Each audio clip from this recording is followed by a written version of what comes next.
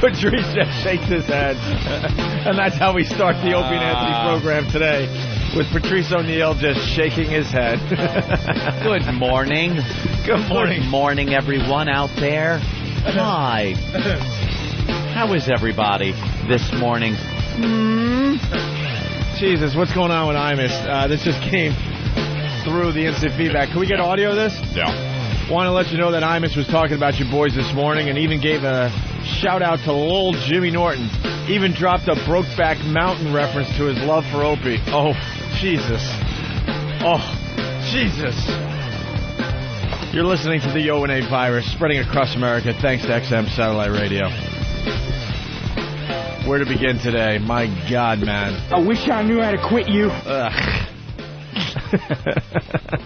I knew how to quit you. Our guys are going to be interviewing people after they leave that movie.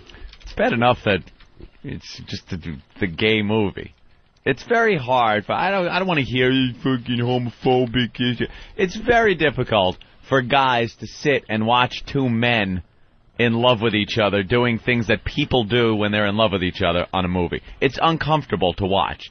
Whenever there's a man-man kiss in a movie or something, even if it's some peripheral storyline in a movie. When was the last time you saw a movie with a man-man kiss? You know something? I'm trying to think. I'm trying to have an open mind. I'm like, okay, all right, I've seen a lot of movies. It's always and not playful. the comedy one. Not the comedy man-man Tootsie, no kiss. Tootsie. Yeah, nothing like that.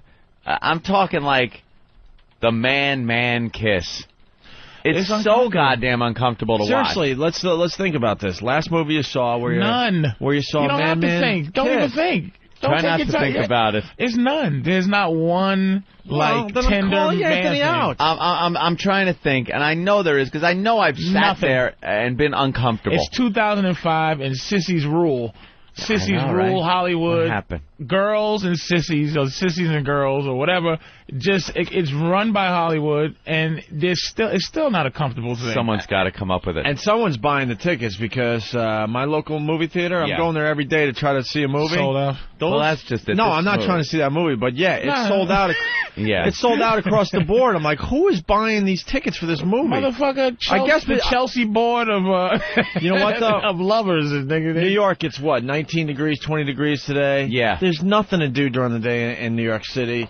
But freeze and try to shop. So what you do is you go to the movie theater, and there's not enough choices out there. So I think people are going, all right, what the hell? Might as well go see it. People are loving this fucking movie. Because I look at the board every day after the show. There's nothing I want to see right now in the theaters, except for Kong today. I'm going to try for Kong today. You're not going to make it today. And Brokeback Mountain. It's huge. People are loving it. That's what I'm saying. Someone's buying it. They're loving it. Gavin said he went by himself. He said he had the last seat or something like that.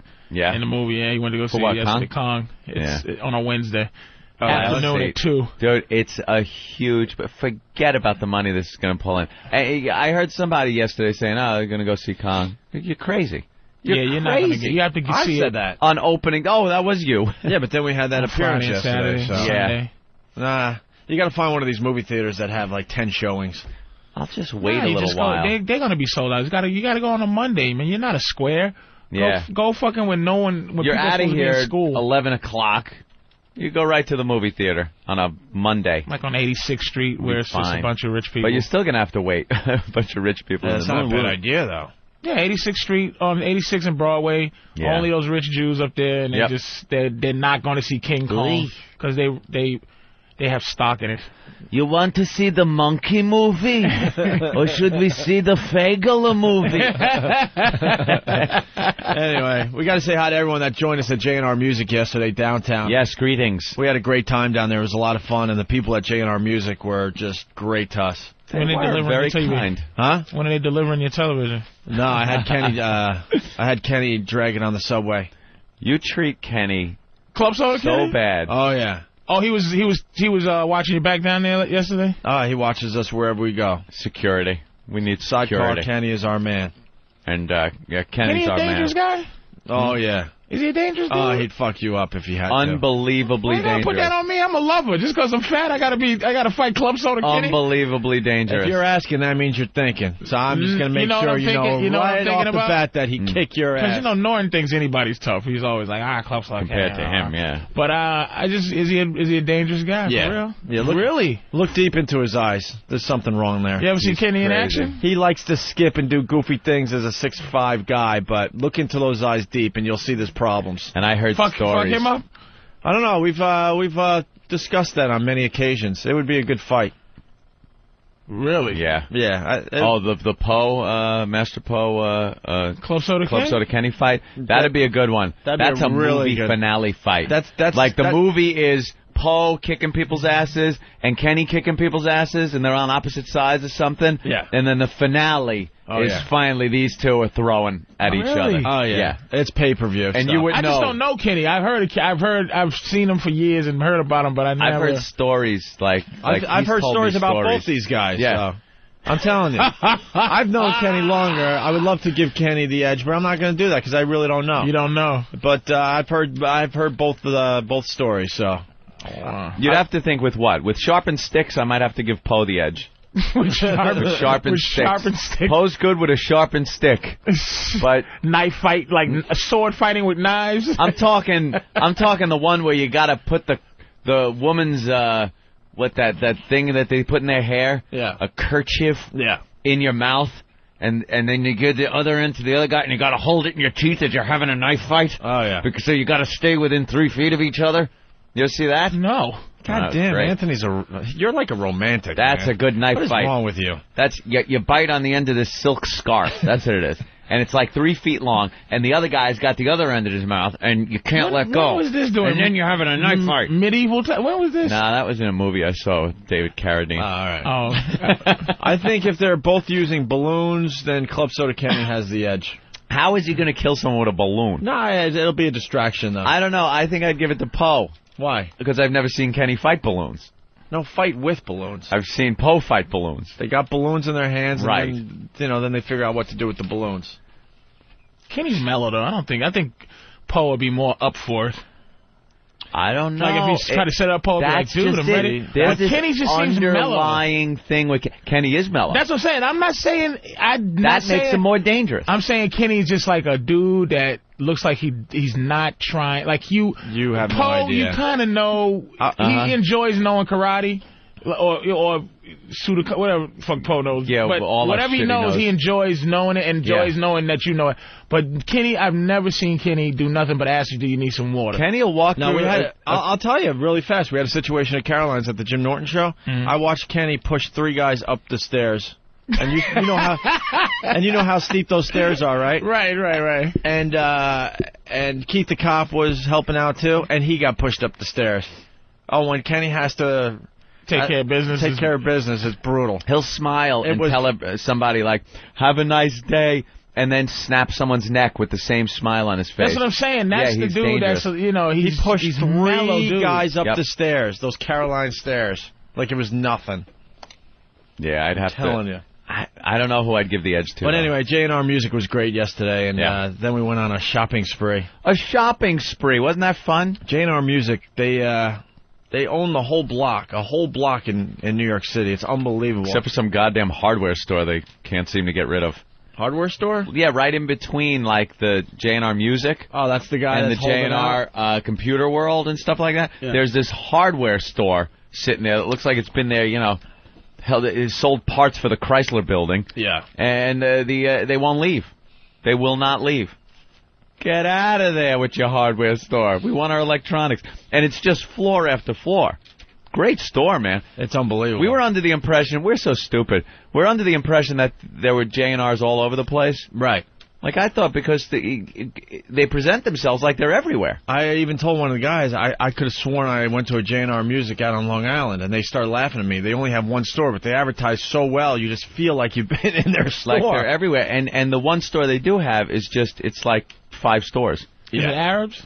No. No. American people. Yeah. It's unbelievable. There's so many employees. There's an elevator guy that brings you up and down the floors. Yeah, very nice. And then you have to go on the street to go into another department. It's an unbelievable organization. Went over to the computer side and had a field day over there. And you were over there by the TVs and the digital cameras. And I spent $3,000 yesterday. Opie's just going crazy. And people know I don't really spend money often. I just went nuts.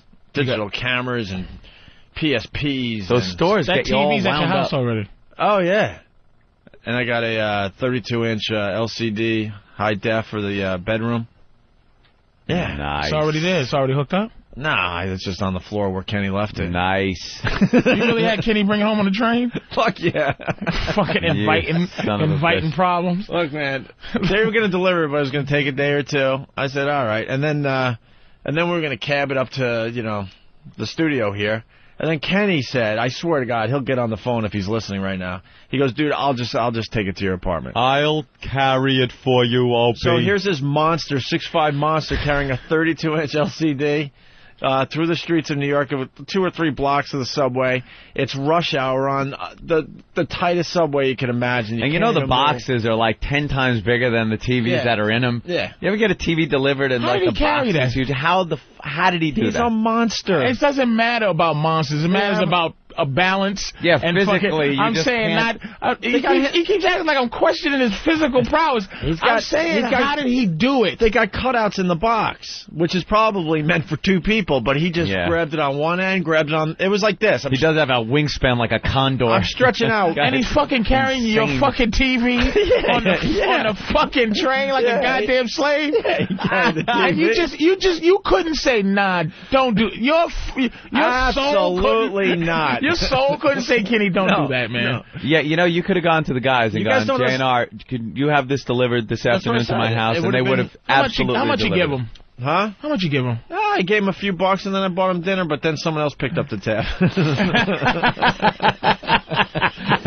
Because they get expensive through XM. They insisted, so. Dinner with Wicklund? It was, it was Mike. Oh. Mike who helped out. Right. Helped us with the shopping spree. But, no, we're on the subway, and the box is just getting in everyone's way. Everyone is annoyed. You should put that thing together at least before the time it would have took for JNR to deliver it. Well, that's what I'm saying, because now Kenny doesn't feel like it's just like it's horrible. Yeah, right. He has no gloves, no hat, and he's just carrying like 30. Could you see he comes over his house in like a month and it's still sitting there in the box? Yeah, you got to put it up, man. You have to put it up. Well, yeah, because I could have got it delivered, I guess, today or tomorrow. Exactly. And it's still in the box. You have to justify the fact that he did that by hooking it up and watching the motherfucking thing. But you have Kenny have sciatica and fucking twisted vertebrae for you to get your TV today. Ladies and gentlemen, Sidecar Kenny. Here he is. Hey, Club Soda. Good morning, people. Hey. And let me start by saying I once got my ass kicked by a dirigible. A dirigible? Yeah, weren't you talking about balloon fighting? Wasn't that a good opening line? Oh, I got it stunk, Kenny. You could kick some ass, but you cannot tell a joke. How much money did Opie pay you, Kenny, for that fucking fiasco yesterday? Yeah. Let me tell you something. I'm worth every penny of the $13,500 annual salary he gives me. Kenny just insists, though. Yeah, Anthony knows. I know. It's uncomfortable. Anthony wants to throw me under the bus, but the reality is Kenny just insists to the point where you go, all right, just let him do it. I can't use Kenny's services, though, like you do. I don't know what it is, and there's nothing wrong with it, but I can't. Like, I had to make all kinds of airline reservations. Oh, no, Kenny does all that for me now. A cruise that I'm going on in April. He takes care of my vacation and everything now. And I know I could have called Kenny, and he would book it like a travel agent and have everything ready for me, but I just can't bring myself to call him up and do that. And he's offered. No, I pay him, though. He needs... What's Kenny's job? What's his job title? He's just... I'm a personal assistant. He's like a jack of all trades. Dude, you should call him because I pay him a little extra, and then he's got some spending money. See, now I got to talk to you. What do you pay him? Because I don't want to make... I don't want to look bad, or I don't want to make you look bad, so it has to be the same amount. No, it depends on what he's doing for me. See, that's just it. He booked a hotel recently for me, and I threw him, what, $40, $50? To book a hotel? Something like that, yeah. Just a quickie. That's a little expensive.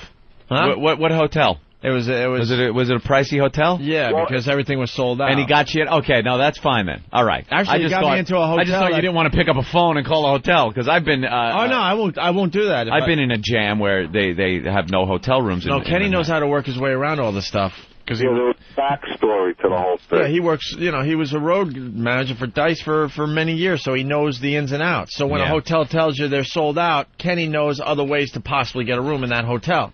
You're not with Dice anymore, and he Kenny? did just that. No. He don't know? No. He dumped his whole entourage. I don't know what he does now, but I wish him well. Okay. Yeah, look at that diplomatic guy. You're gonna. And then he was on a show recently in Philly, I'm hearing, and saying, and I guess our names came up, and he said something like, "Who are those guys?" Who? Yeah. Who are those guys? That's real smart. Anyway, so how was the TV there, Kenny? Can I just state for the record, please don't make a fuss over me. You ever hear that song, you gotta be cruel to be kind? That's how you act. In the right measure. In the right measure. Of course, Kenny. Yeah. Is that it? Like, Opie's making like a big fuss, like, is it really heavy? Are you okay? Do you want to take a break? But he should be. I felt guilty because he has no gloves on. You can tell he's freezing. Oh, and it was 19 degrees out. Have 19 you ever degrees brought your own TV up some stairs? Oh. You know I bring a TV up. I bought one of those same that Opie got. Yeah. You're not supposed to turn it upside down. No.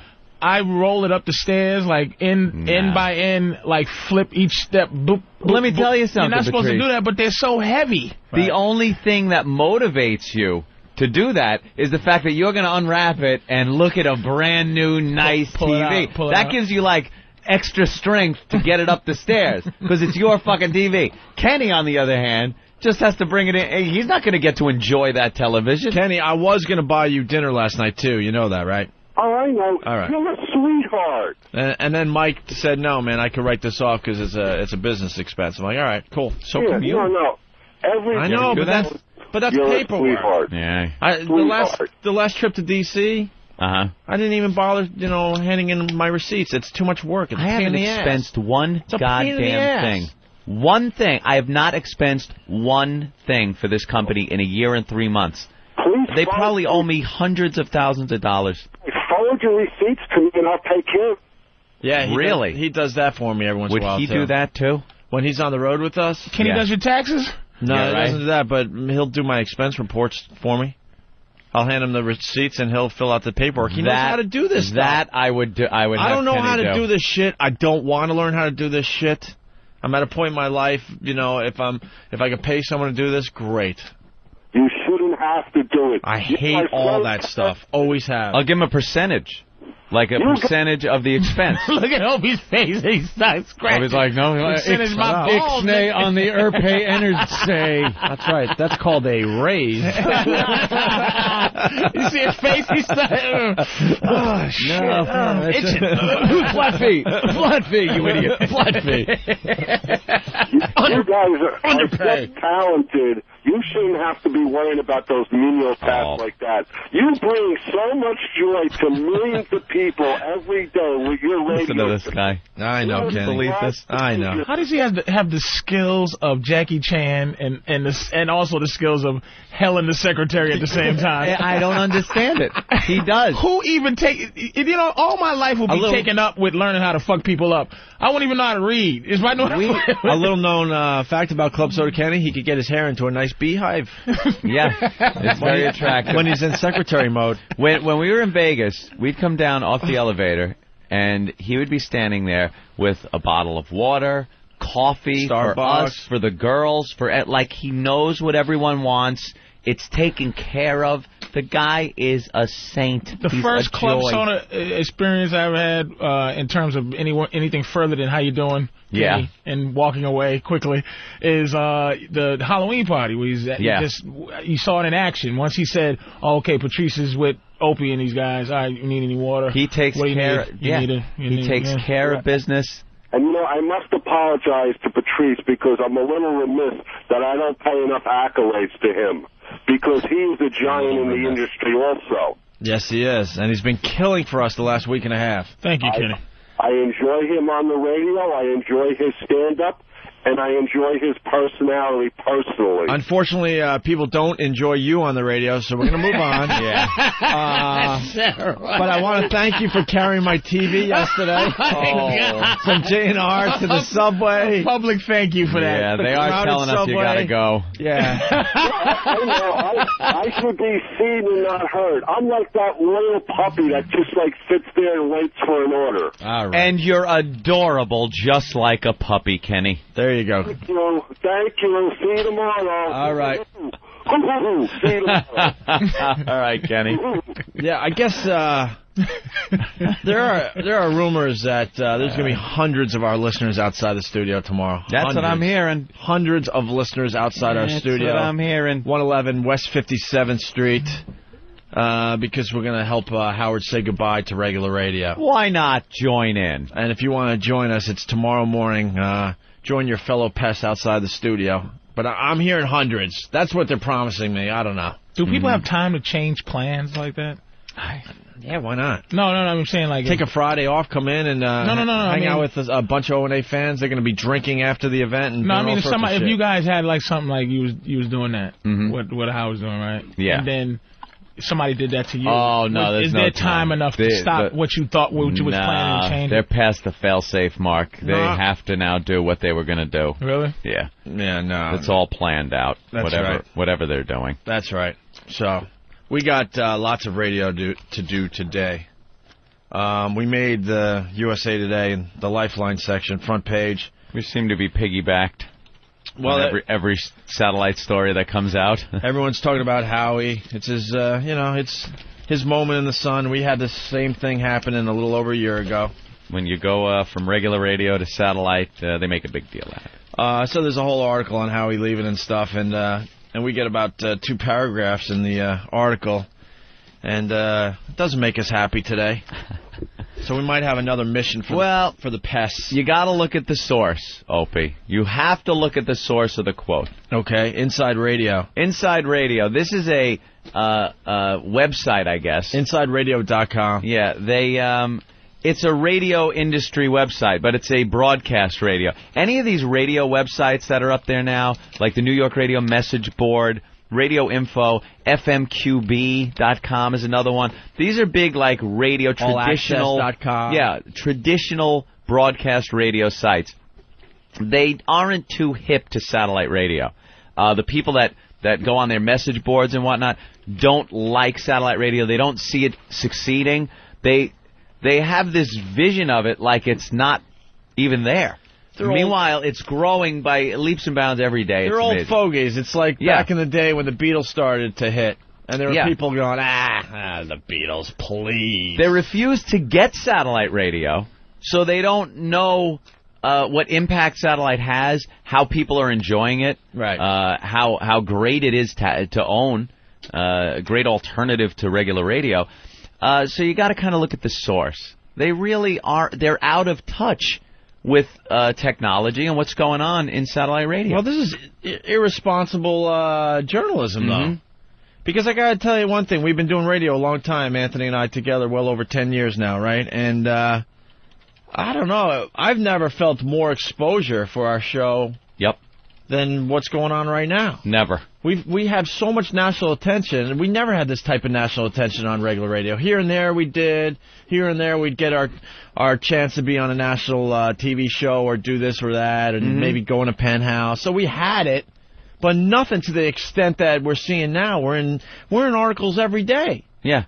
Like, our exposure is way the fuck up there. We're on the back page of the New York Post today. XM took out another great Opie and Anthony advertising. Yeah. You know, Opie and Anthony only on XM radio. It's on the back page of the New York Post, which is basically the sports... Well, it is, the sports section. Yep. And we got great exposure on that today. So this guy, Tom Street, editor of Inside Radio, he writes, and although Street predicts Stern will succeed, he also says Stern faces the possibility of fading in the media limelight, as radio shock jocks Opie and Anthony did when they moved to XM. Fading in the radio. Well, we faded in terrestrial radio, that's for sure. We're not on that anymore. We didn't fade away, though. But, yeah. We didn't fade away at all. We got a lot of attention because of our Assault on the Media campaign. That was a huge national thing that just happened, last week? Mm-hmm. So that's something fresh that he could have referenced, actually. No, nothing. And then he says, I think you can look at what happened to Opie and Anthony, who are talented guys, and at the same time you could say they become far less visible. That's on regular radio. Yeah. Far less visible. Because we're not on radio. On broadcast radio. Our audience at this point is huge. Yeah. And growing every day. Just trust me on that. It's huge. We can't keep up with the email that comes in. We just can't keep up with it. It's gotten to that point. And it's just going to get better from here. So to say we just kind of faded away is just irresponsible. Getting bashed by Inside Radio it doesn't really bother me. Really doesn't.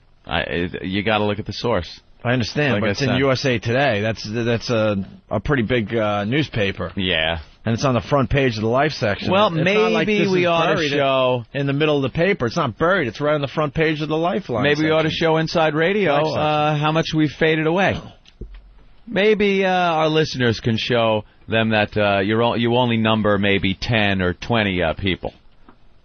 And go to InsideRadio.com. Isn't there a dash in there somewhere? No, it's just InsideRadio.com. It's just InsideRadio.com. I check out their website every morning to see what's going on in the radio. Maybe our listeners want to check out InsideRadio.com and send a couple emails maybe. Is that in order, sir?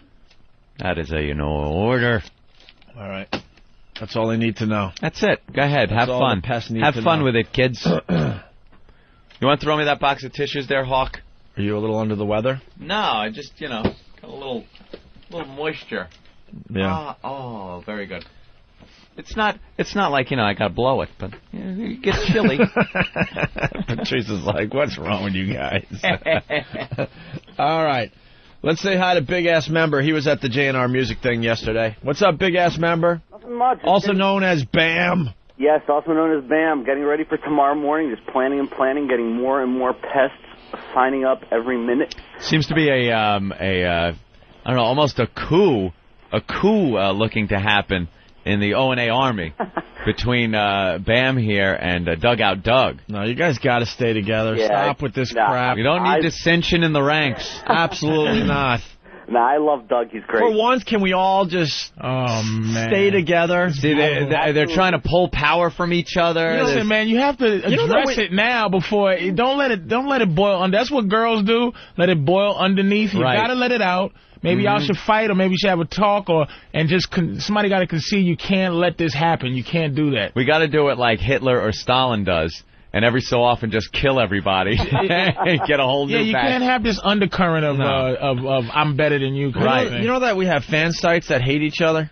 Yeah, they battle. How does that make sense? They battle with each other. Not good, man. They have started these sites for the same reason. They both sides love the Opie and Anthony show, but these sites hate each other. Yeah. It's amazing. That's mind-boggling. You can't have that kind of. You can't have as like again, scene from. Scarface, you expect me to believe Omar was a stoolie because Sosa said so? Sosa said so? You can't do that, man. You cannot. No. You gotta just massage each other's back. Just give it to them in terms of what is it, seniority or some shit. You can't beef. You cannot beef. Yeah, you guys gotta stick together. Yeah, absolutely. The army loves each other, and so this is really a call right now to everyone who's there is that dissension between different message boards, but this is a time for everyone to unite, everyone to get out there tomorrow morning. It's going to be a massive march. We're going to take on Hoo-Hoo. We're going to bring it right to his face and just say, hey, listen, we're here, and this is what we're about. You've been ripping off people for years, and we're going to start telling the truth. And we are the pioneers. That's right. And you guys can't embarrass us tomorrow. You guys got to have some numbers tomorrow. You don't want them to show up then? If 20 people show up at the station with a couple cute signs, we're fucked. We look like idiots. Yeah, absolutely. Everyone should actually now, because there's a rumor that he might be moving things slightly earlier. Should probably get to the station at latest by 7:30. Just so everyone's there with plenty of time for us to make it over. We're going to be meeting outside of XM, which is on 57th Street between 6th and 7th, and we'll be walking over. All right, and it's a call to arms, so whoever wants to join the gang, come on down. Call to arms. Here's the deal, though. I mean, we've been saying it for well over a week now. You guys got to be peaceful. You have to. You have to keep it peaceful. We sent out a detailed list of instructions on how people have to behave when they attend. including, no fighting, no bringing air horns, bull horns, anything like that might cause any trouble at all. If there's any problems, you find the police, and you just behave yourself. All right. Purely visual. Just one more plug I got to give. I know I gave Metro Printing yesterday in Cage in North Cal. Yeah. I got to just say thank you to Brandon McKinney, a.k.a. Balloon Not B on Whackback. He actually designed the cartoon on the Pest T-shirt. They got T-shirts made, banners made. Which is absolutely phenomenal. Make sure you guys have a lot of XM logos. Absolutely. We have tons. And I have one more little tease for the Pest. Yeah. We actually have foam middle fingers that say hoo-hoo on it. Like a sporting event. That's great. We're looking for the Pest to be more clever as we move forward, so... Absolutely. I'm going to state that every time we talk about the Pest. Because a lot of people are like, the Pest, they're going to get Opie and Anthony in trouble eventually. I don't think so. We love the Pest. We love what they do for the show. We just want them to be smarter and more clever. That's all. There's Sonny Pest and Michael Pest. You know what I mean? Corleone. Yeah. Is there a bunch of Sonny Pests where they got bunch of Sonnies, yeah.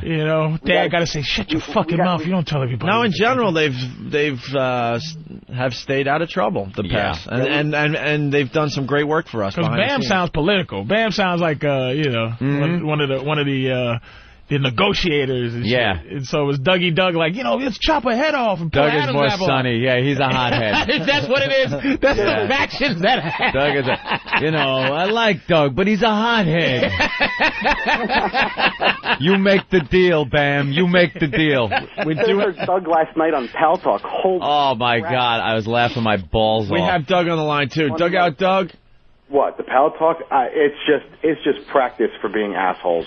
Yeah. You can hear Actually, Anthony was explaining Pal Talk and what you guys have been doing lately. In the office, I was talking about it. We hadn't even hit on it on the air yet, but last night I go into this thing. It's called Pal Talk, and it's like a webcams. You get your webcam, and you can hook up, and now you can look at people on their webcams, chat either through text or through microphones. So you're talking back and forth, and you could see people in front of their computers doing whatever. Girls show their tits, and, it's just kind of a hang. And there's a whack bag room, so I'm hanging out in there and, just talking about things and laughing. And then they go on these room raids that are so fucking funny, because there's different categories of rooms that you can go to on this Pal Talk. There's adults-only sections, and then there's ethnic sections, sexual sections, and then under those sections, there's a whole bunch of subsections, by men looking for blah, blah, blah, proud Africans, look, and you go there, and it's just like these guys are like the guys up the street in Times Square just talking, fuck the white man, the white devil, we gotta rise up, the Israelites. And then these guys go on these room raids where I am laughing my ass off, because they got more sound clips, the listeners, than we do, and they play them in these rooms. So we go into a few of the black rooms, and Doug starts playing some of our favorite songs that we've played on this. Like, this guy gets through pontificating about, the white devil is holding us down, my brothers, we must rise up, and goes on for like 15 minutes.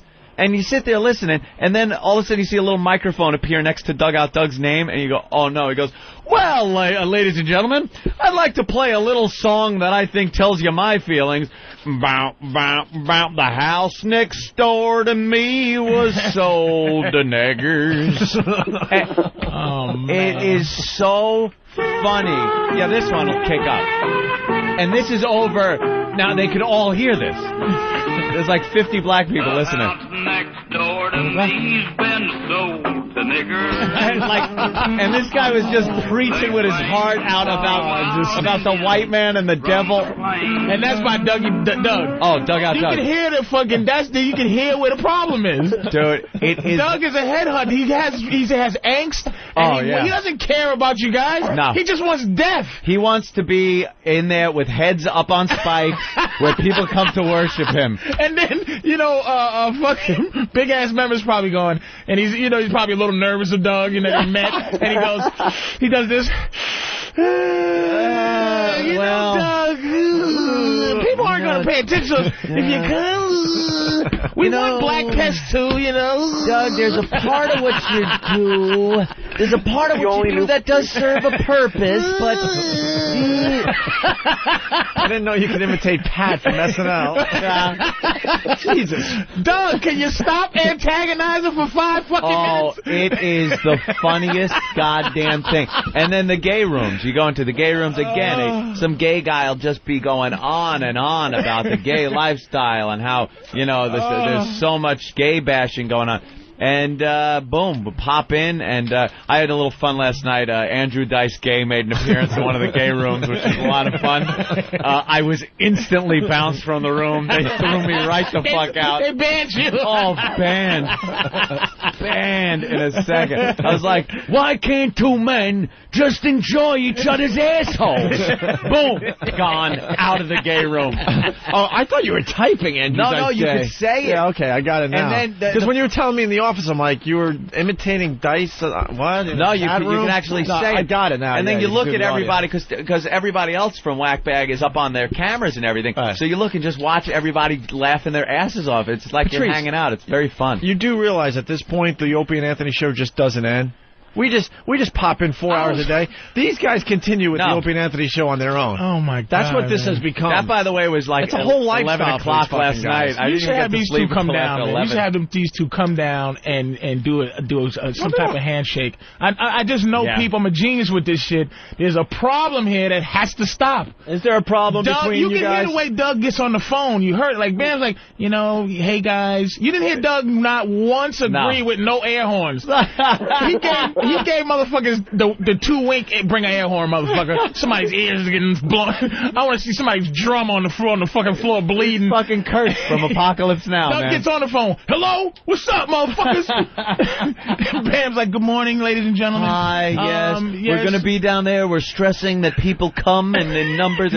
Doug, I don't give a fuck if it's just me. Someone's going down. And this pest name, motherfucker, I want to be a bug. Fuck pest, nigga. That's faggy shit. This is Bam's like a hyena. Bam's like the loyal order of pests. They're going to be pests and hyenas. Hello, he taps a glass with a pen. Ding, ding, ding, ding. Hello, calm down, calm down. Let's see what's going on here. So, Doug, what do you got? Jesus Christ. There's your intro, a 10-minute intro for Doug today. Beautiful. No, I just really know how to push people's buttons, and one of the most entertaining things in the world is people reacting. I just love that more. See, that's why I love Doug. See, I understand that. I'm the same way. And that's why when I do get MySpace eventually, I'm only going to have one friend, Dugout Doug. That's it. Hey, because he understands. Huh? What about me? Bam? Yeah.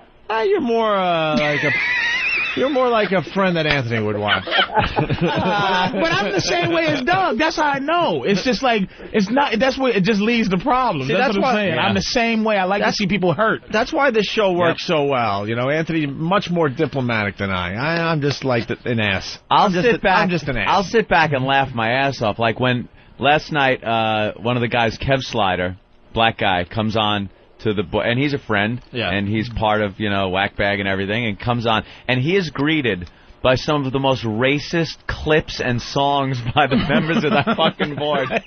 It's hysterical. And I just sit back and laugh my ass off. You guys are a rip on that fucking thing. All right, so Doug, what do you got today? Yeah. So, tomorrow. Yeah. Tomorrow, yes. And you have no real problem with Bam, right? No, absolutely not. No, we get along. Bam and I work very closely on this, actually, on the phone every day, emailing.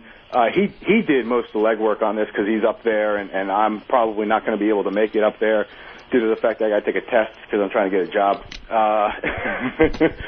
He's done a lot of the work, and if this thing goes off, it is attributed mostly to him if it goes off the way it is, because he accolades. All right, that sounds good. You guys honestly think there's going to be hundreds of people there? Yeah, absolutely. Representing us? Lots of messages. And what we're banking on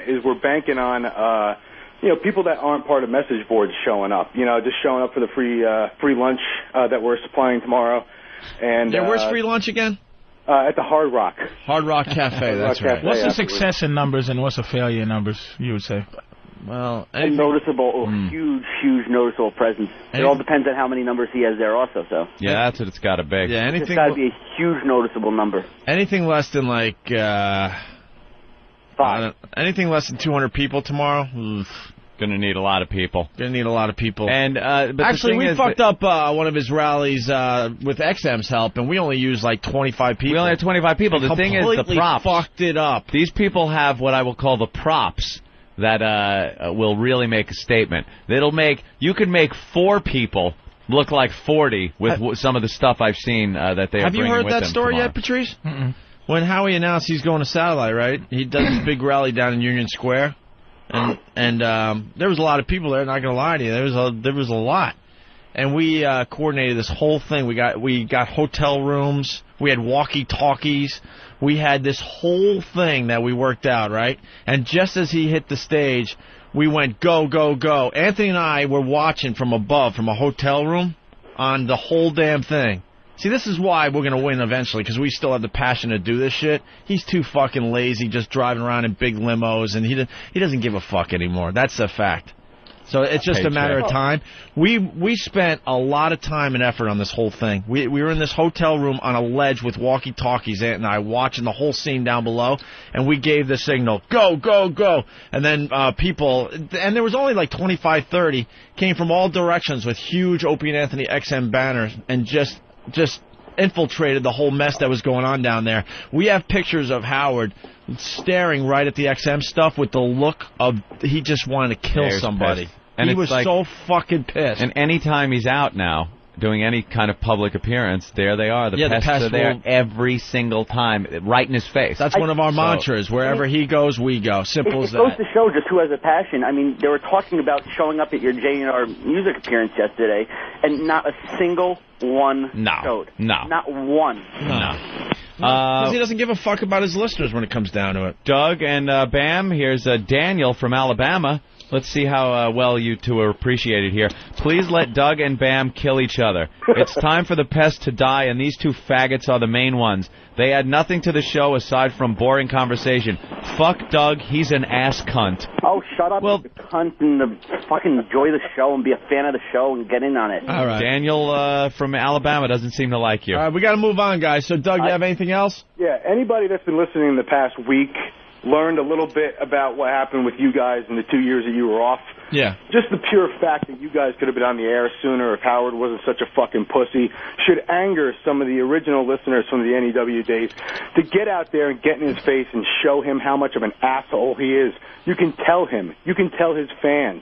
We had to suffer through bullshit mediocre radio from October to May till you guys got your bones back. Let's face it. And we fucking paid extra for it. Thank you. Thank you, Doug. So we got to get in there, and we got to let Howard know, face to face, man to man, that he is a piece of shit for keeping you guys down the way he did. All right. Yeah, 7:30 tomorrow morning outside XM Studios on 57th. I hear there might be a special mission that evening, though. I don't even want to know. All right, Doug, thanks. Bye. Bam, thank you. No problem. Remember, keep it peaceful. Yep, see you tomorrow. All right. Bye-bye. And really fast, Boston Strangler. Hey, good morning, guys. Hey, Doug. Hey, Bam. I just want to reinforce that there should be no fighting amongst certain other fan boards. Factions. You don't want... Excuse me? The factions. No, he's talking about the fan sites for hoo-hoo. Sure. Right. Correct. And basically keep it clean. We're there to humiliate Howard, and that's about it. All right. Thank you, Boston Strangler. Anything else? I don't think he's going to be too proud of that call. I don't think Boston Strangler and the fans, when they critique everything that happens, every single fucking thing. You know what happens? You see, because Bam and Doug were on the show here today. Now there will be message boards will comment and critique everything that was said, everything, the way they came across and everything. Now Boston Strangler, you're not going to fare too well. Is he a card carry member then? Oh, yeah, absolutely. All right. Montana wants in real fast. Then we got to move on to one of our favorite DJs of all time, Frankie Blue. Let's say hi to Bryce in Montana. Bryce. Yeah, I was just calling in regard to the article saying you guys faded away. I mean, just where I'm from should tell everybody that you guys didn't do anything but grow. Who in Montana knew who the fuck O&A was before you guys were on XM? Yeah, see, that's something that Inside Radio doesn't understand. That now we're nationwide. how he thinks he's going to grow. He's been everywhere. He's been on the fucking TV. He's been on all the radio stations around the nation. Everybody's fucking sick of him. Everybody's already heard of him. You guys, there's a bunch of us that drive truck at night that bullshit on the phone, and when it hits 5 o'clock out here, nobody talks because O&A's on. Thank you, Bryce. I appreciate that. All right, man. Punch out. He's spreading the word. Fading away. We're all over the country. This is like natural syndication. Yeah. It's just like you don't have to make deals. It's a virus, You're man. I'm everywhere. that guy Bryce has already turned some other truckers onto the show. That's why we call it the O&A corner of virus. the country you go to, that's it. We're available. We're there. All right, we got to talk about Frankie Blue. Frankie Blue made the paper again. And it was about a year ago that this all went down. Yes. We're finally going to get into real radio here, so. Fading away. By the way, we were involved in this story, too. Remember when the story broke and we played the audio? Oh, yeah. And we were all over the news when that story broke because we were the first ones to play the audio of this guy on the air drunk, and that's why he got fired. Right. Exactly. Well, the abused DJ is suing from this story. Abused DJ. This is one of our favorite tapes since coming to satellite radio, by the way. Bad Mix Boss, abused DJ sues. This went down a year ago. Mm-hmm. This guy, Frankie Blue, was like one of these PDs that was legendary, had a lot of power. Oh, when you heard, when the industry heard, Frankie Blue's coming to a station, everybody goes, oh, Frankie Blue. Holy wow. shit, Frankie now Blue. They mean business. Now they're serious about getting the station on the map. Fucked. Right. He's gonna play the better Donna Summer records. Damn. So, this is how they're reporting it in the New York Post this morning. A popular DJ is suing Mix 102.7 FM, saying the station allowed her old boss to put her through jingle hell. I got it. It's a good joke. Jingle hell for skipping their 2004 Christmas party. Yvonne Velasquez says former program director Frankie Blue physically assaulted her for not sharing in the company's holiday cheer. Who the fuck are you not to come to our Christmas party? Velasquez quotes Blue as screaming. You are such a fucking diva, he continued. This is stuff we had no idea about. We just got the tape of him actually going on the air. Let's see, you're a fucking diva, he continued. What did you think? You're better than everybody? Blue followed up that performance by going on air. So this is the shit that happened before he went on air. We always wondered what had happened that took the jock that was supposed to be on the air off the air and allowed Frankie Blue to then take her place, drunk off his ass, and broadcast. Yeah, our own Earl was there, by the way. That's right. He was running the board. And he said that there was a problem between the two. He didn't get to hear it, though. Right. But he saw it through the glass. Right. And this is apparently what was said now.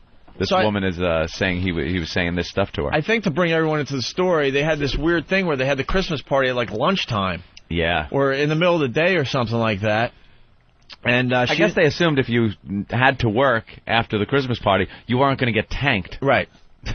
Well, I've been in a situation in my career where they have these Christmas parties, and I'm the dude that has to go on the air, so you're exactly right. Yeah. You're like, God damn, everyone's getting drunk around you. You can't. You can't, and especially back then. I didn't have any power. I went on the air drunk. I was fired the next day. Right. No problem. So that's probably what happened. So she decides not to go to the Christmas party. Frankie Blue comes back from the Christmas party. He's fucking hammered. So we think. He's on something. It's obvious. When you hear the tape, please. And now he's yelling and screaming at her and calling her a fucking diva. What did you think? You're better than everybody? Blue followed up that performance by going on air where he allegedly used the F word again and referred to the station by the wrong call letters. He was bounced from the station a few weeks later. Yeah, he went on the air and started using the call letters of the competition where he made big. Right.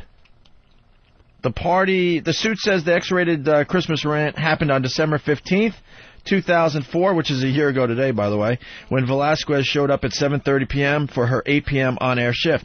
The party had taken place earlier that day, and Velasquez had earlier told Blue she had to miss it because of family obligations, the suit says. By the time she arrived at the station, Blue was seeing red anyway and verbally abused and discriminated against the married mother of two, the suit says. All you care about are your kids and being a mother, the suit says. He screamed at her in front of other employees. You don't care about this job. All you care about is your family. Oh, my God. What are you doing, man? You cunt. Yeah. What are you doing having family values, bitch? Oh, shit. He then began violently grabbing and shaking Velasquez, pushing her into his office where he pinned her up against the wall, the suit says. Oh, boy. And he punched the wall next to her face 3 times while screaming, "Fucking diva." Oh, boy. This was all before he went on the air, and we got the tape of him on the air. It's coming up in a minute or two here. Velasquez and her aide wound up having to run down the staircase with Blue chasing her, the suit says. While driving home to get away from him, she turned on the radio and heard Blue on the air during her time slot, at times mumbling, slurring, and cursing, the suit says. Yeah, he was gone. Yeah, go feed your fucking kid. Yeah. Her $1 million suit says the incident caused her severe permanent personal injuries. Well, of course it did. Severe permanent personal injuries? These lawsuits, of course the guy was an asshole to her, but this ain't worth $1 million. This ain't worth $10.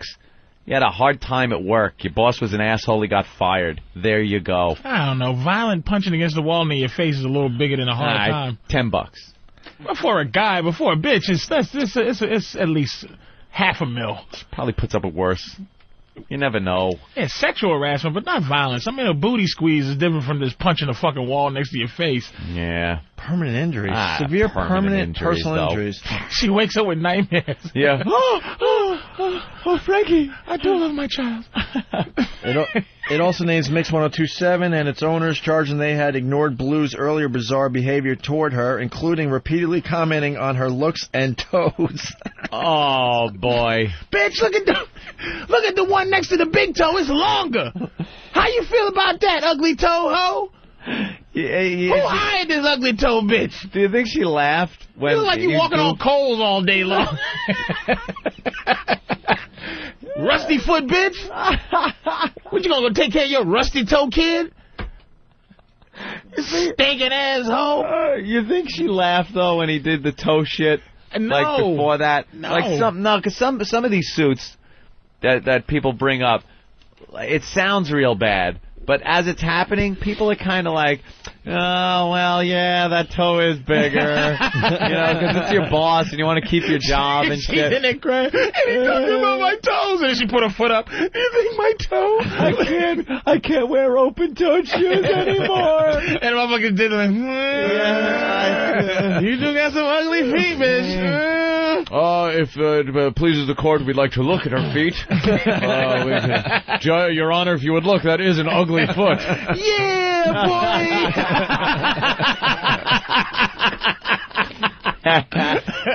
It gets better. I will allow it. All right, let me back up. So his bizarre behavior toward her, including repeatedly commenting on her looks and toes, and his penchant for getting unusually physically close to her during her shows. Uh-oh.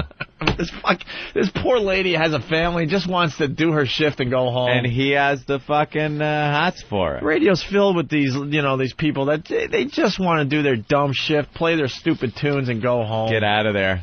Got to deal with a Frankie Blue.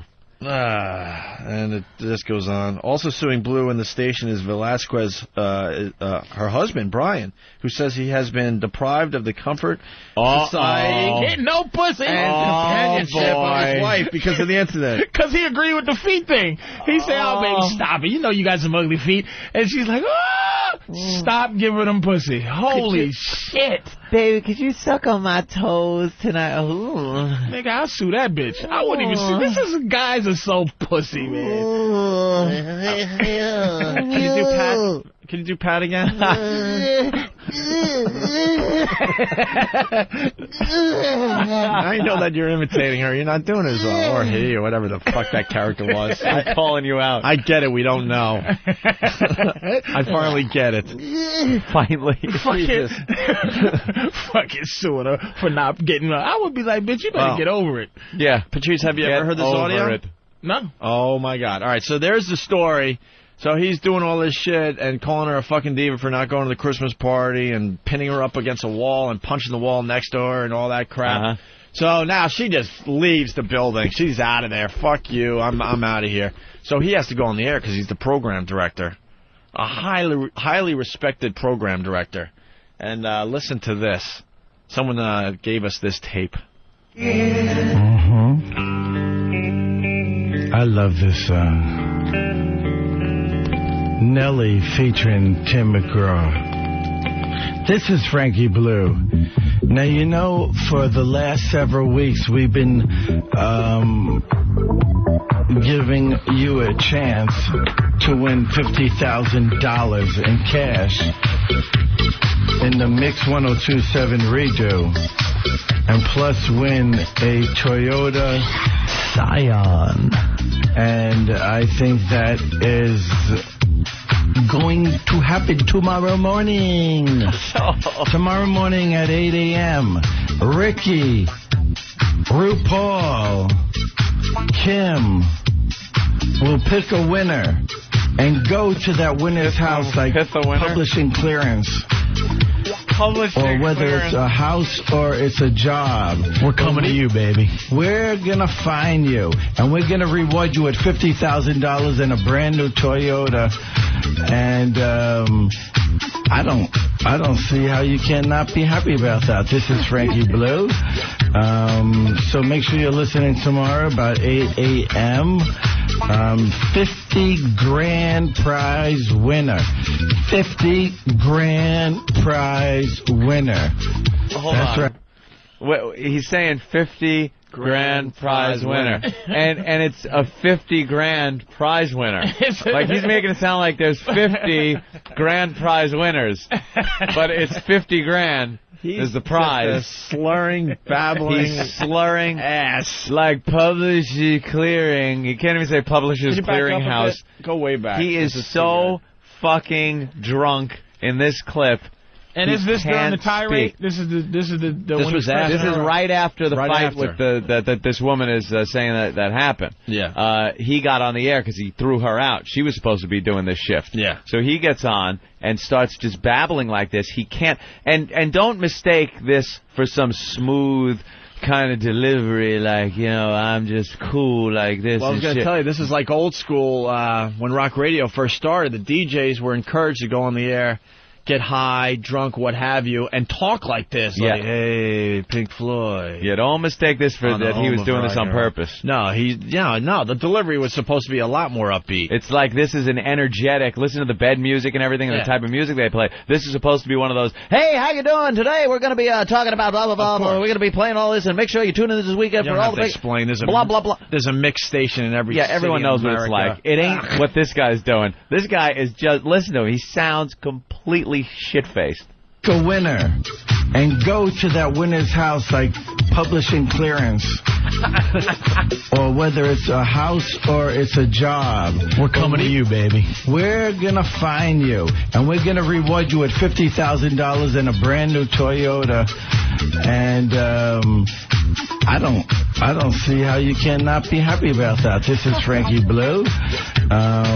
So make sure you're listening tomorrow about 8 a.m. 50 grand prize winner. 50 grand prize winner. That's right. 50 grand prize winner of the redo contest, of the winner of the Toyota Scion. Come on, baby. You know you want it. If you have qualified in the past several weeks, we're going to pick the winner tomorrow morning at 8 a.m. RuPaul's going to dip his big old hands in there, pick a winner, and we're going to find you. And I don't care if it takes all day. It's worth the $50,000 in the car. All right, we have the armored truck. We've got the Party Patrol vans. We've got the car. We've got everything. But more important than that, we got the best music in town. So why don't you give me a call? This is Frankie Blue for Yvonne Velasquez. And telephone number is, if you want to make a request, is 1-877-MIX-1027. So give me a call. Okay, baby? Thank you. Okay, baby. Okay, baby. But he's not done yet. That break should have taken 30 seconds. That was like a 3.5-minute break. I'm not even kidding. Frankie Blue. Out and right back into the music, but he was just all over the place. Frankie Blue is... You know there's actually a guy bitching that we're playing this? Why? Dude, what is this, the best of? I swear I heard this Holy shit. A year ago when it happened, it's back in the news. There's a big, huge update today. And here's the biggest part of this, Joe Schmo from L.A.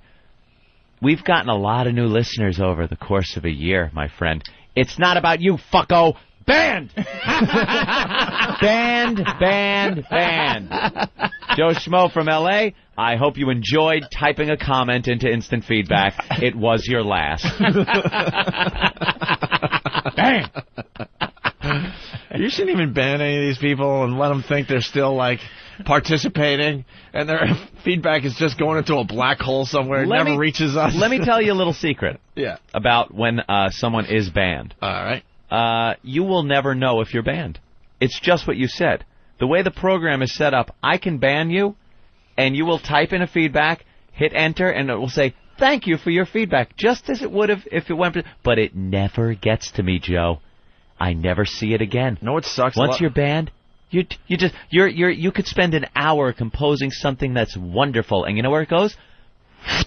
Up into the cosmos. You know what sucks? The people that you banned. Yeah. Then find me and beg me to unban them.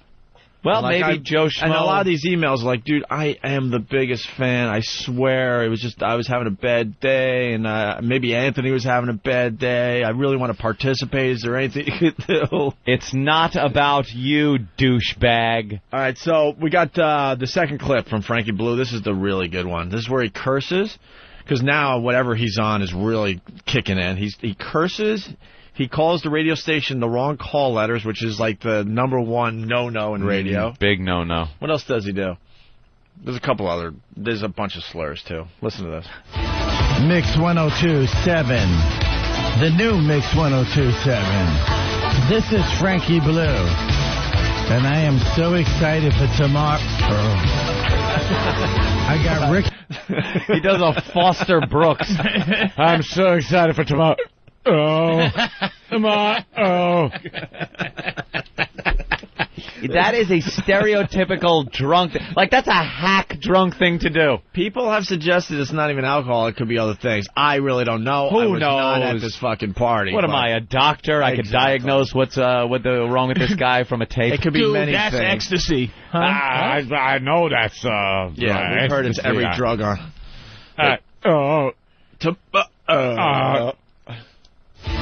Mix 102.7. The new Mix 102.7. This is Frankie Blue.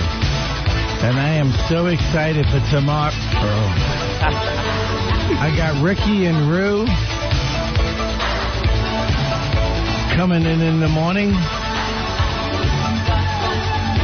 putting their hand in the big old barrel and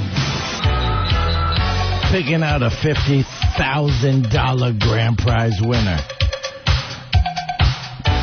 The winner of the KTU Mix 102 Redo Contest.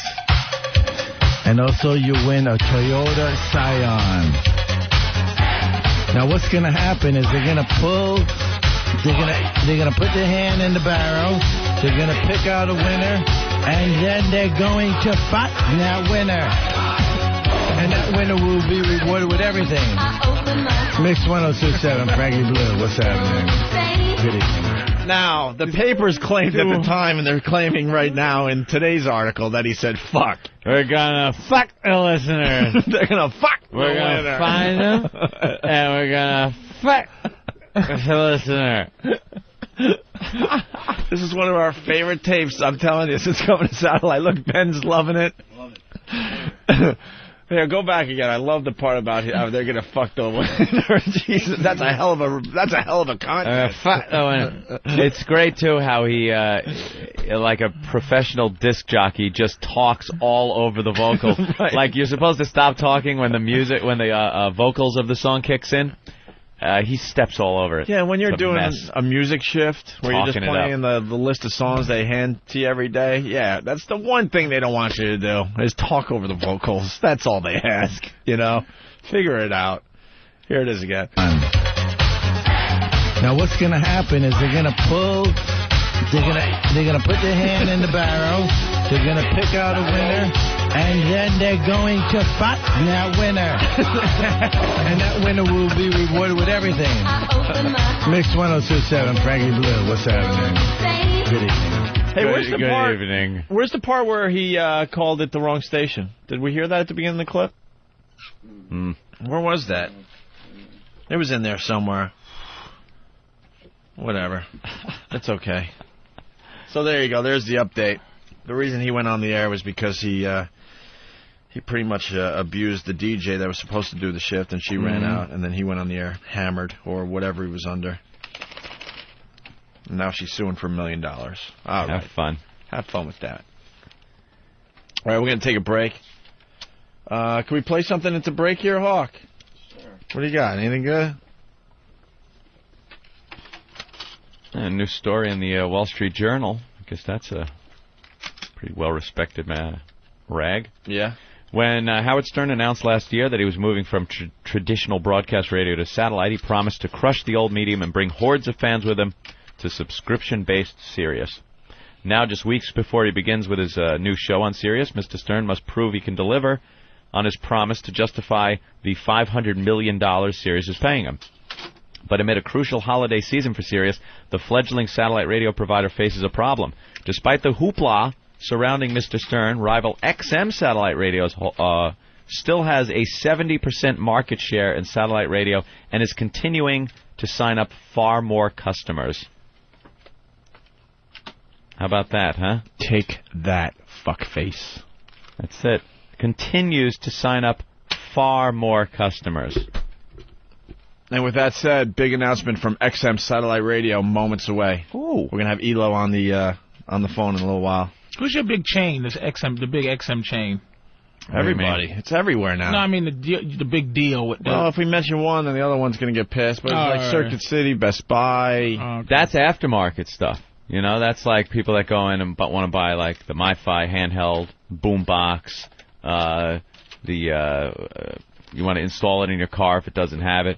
But see, here's where XM is brilliant. They knew it had to get into the autos, had to get into the cars, right off the assembly line. People don't like hassles.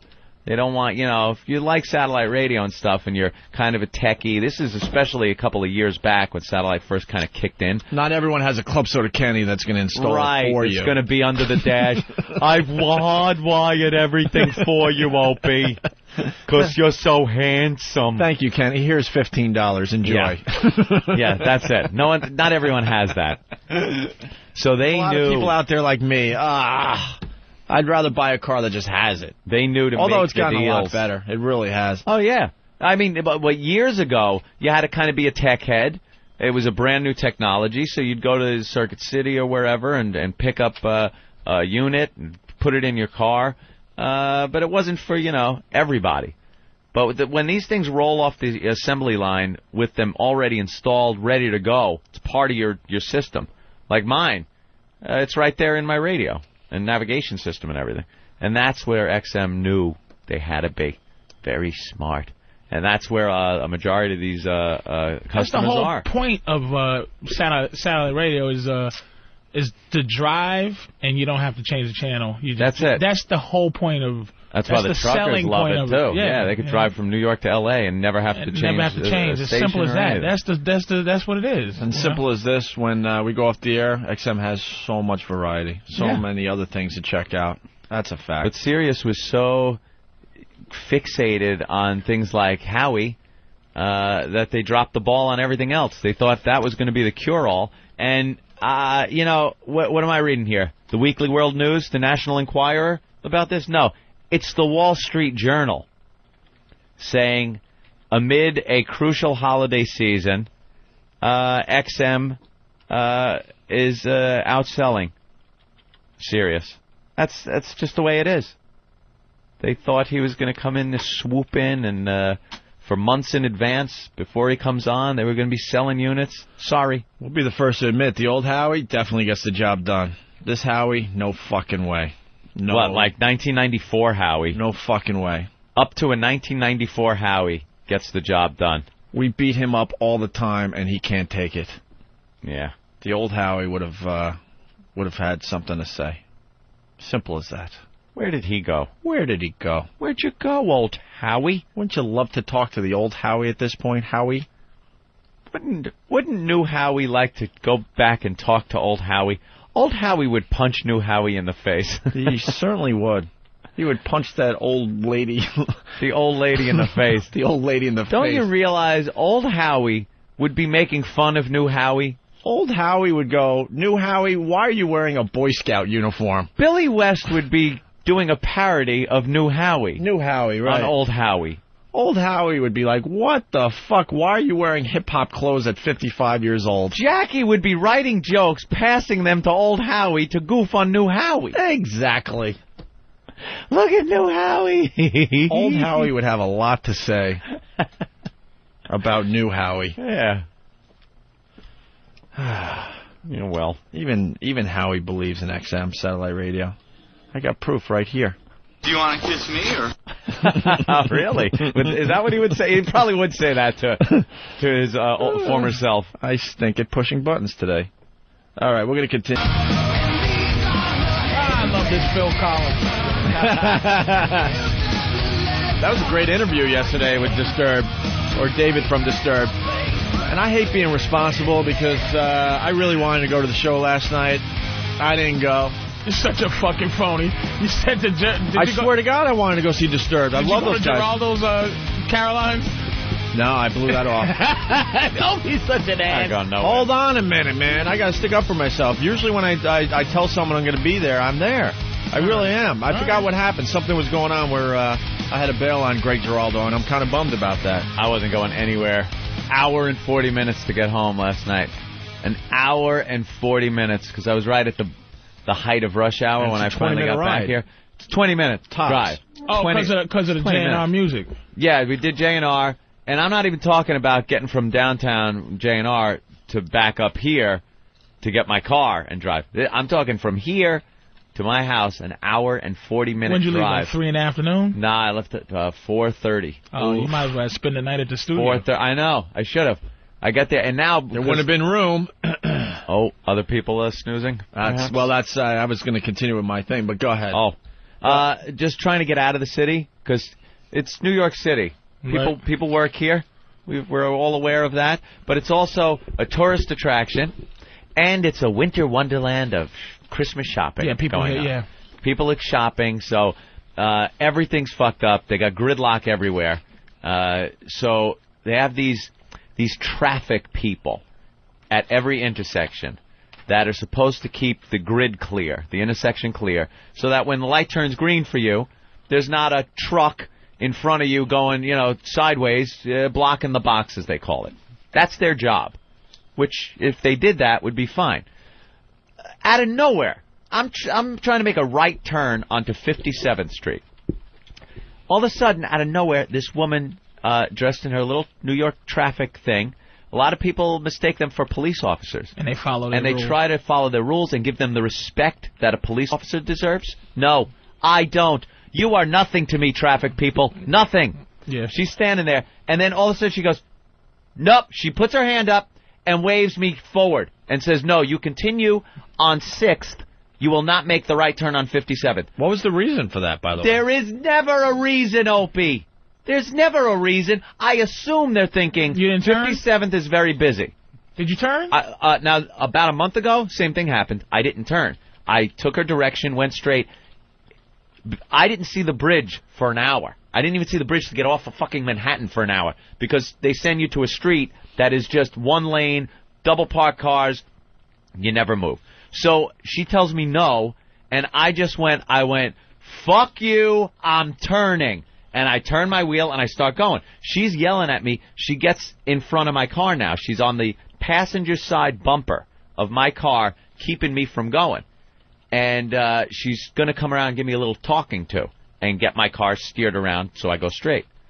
As she's doing this, a little red car comes in, because it's 2 lanes, and cuts the right turn.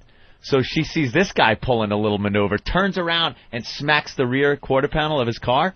As she does this, opens me up. Good man. I take off. Good man. We end up about a block down at a light. together. We looked at each other and we're both laughing our asses off. We got each other out of trouble. We both helped each other out through that little dilemma. Hold on. I can't. I don't know quite how that works. But XM satellite. Exactly. We're going to be on XM Satellite Radio, America's #1 satellite radio service, he said.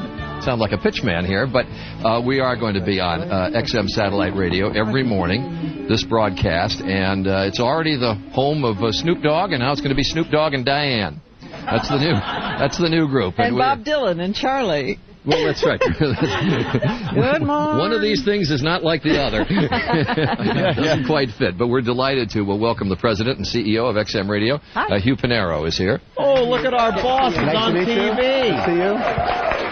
It's the big boss. You're going to let us come on and just kill your whole thing, right? Yeah, I want to replicate all this festousness on radio. And, so basically, we're going to have 6 million subscribers by the end of the year. We want to bring XM satellite radio to people all across the country and bring Good Morning America to people all across the country. I understand we're on channel 155.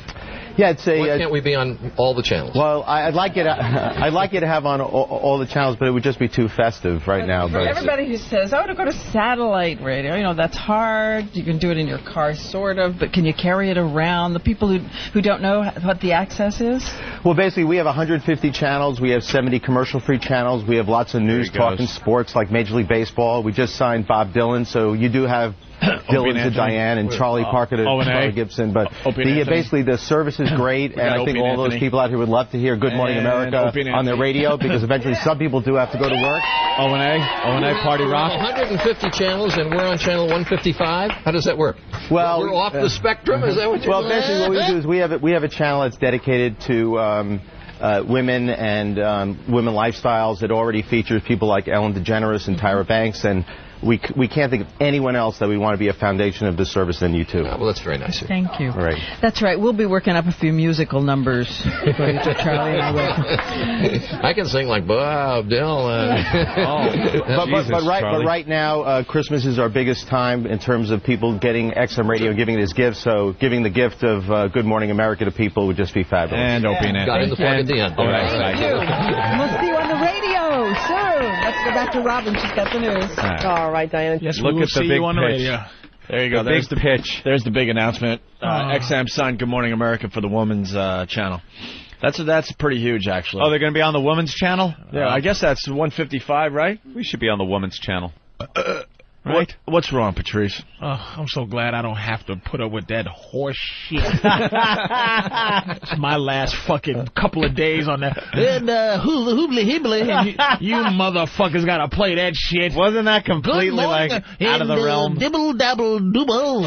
It doesn't really. Kapoople. Honestly, it doesn't concern our listeners for the most part. Maybe a few will take a peek, But as far as I'm sure fucking Trucker Dan is going to take a goddamn But as peek. far as a company, XM is just throwing the variety all over the place, getting niches. I'm being serious. I don't Here's have where to that kiss anyone's works. ass. I'll tell you exactly how that works. There's a mom, let's say, and she loves Good Morning America. Watches it every morning. Then she's got to drive her kids to school. Right. So she misses Good Morning America while she's in the car. And this pisses her off because she enjoys that show. Now she's in there. Boom. She gets to listen to Good Morning America, her favorite show. Here's the fallback on that. All right. Oh, boy. Mother's in the car, listen to Good Morning America. Yeah. Daughter's in there playing around, and they get right to 202. Where Gangsta Fag is playing. Well, and then the mother realizes... The Good Morning America people call and say, listen, we can't have mistakes. We want to be at least 1,000 channels away from Opie and Anthony. We want to be on channel 1006 because we heard gangster... They're fully aware what they were getting themselves into. Holy shit. Is there a different satellite we can bounce off of? We don't even want to share a satellite with Opie and Anthony. There's going to be some old fucking Buick-looking satellite that we're going to have to use orbiting the Earth just so no one else has to share our satellite. Well, that's the beauty of XM. There's something for everyone. It's called variety. There's something for everyone. That's what it is. And this is the difference. Parental control channel. Well, they do the channel blocking, which we don't like to acknowledge. Believe me, Good Morning America won't accidentally notice us. They know us. They know who we are. They know what we do. They've done stories on us. They've done stories on us. We have disrupted their broadcast. And it was very So for them close. to go, XM, what's that? Oh, they know what that is. And we came to a point where it was very close that what you just saw on TV might not have happened. Might never have come to fruition. This is the beauty because of this very program. They was getting ready to put two in you motherfuckers' head. Oh, my God. They was getting ready to pull a fucking Joe Pesci. Hey, come on in, fellas. Right, yeah. Oh, boy. Man. There's plastic on the floor. That's the beauty of this radio show. Sometimes you think, it is what it is. They're never going to get to the end of that story and why this had to happen and this happened, but there you go. Now it all makes sense. That was what caused the furor. 0-8-202? Do less? No, not anymore. I'm sorry. They're gone. They had to go. Nothing we could do. There's nothing we can do. They had to go, and there's nothing we could do about it. Nothing we could do. That's why it all went down last week. It was getting very, very scary. Nothing we can do. I'm sorry. And that's how it happens. You're doing assault on the media that affects the network, that fucks up a $9 million deal, and you have to go. That's what happened. I'm sorry. There was nothing we could do about it. One's dead. You motherfucker! One's dead and one's slicing garlic. They whacked the blade. It's fucking whacked. It's fucking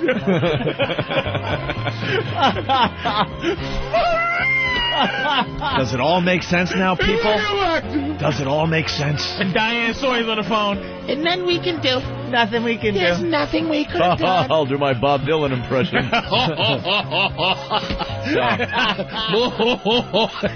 Goddamn, fellas, thank you so much for having me on Fridays, and I don't have to deal with that goddamn shit. Listen to goddamn Hugh on there with owning shit and poor. Oh, I like to listen into one of those meetings.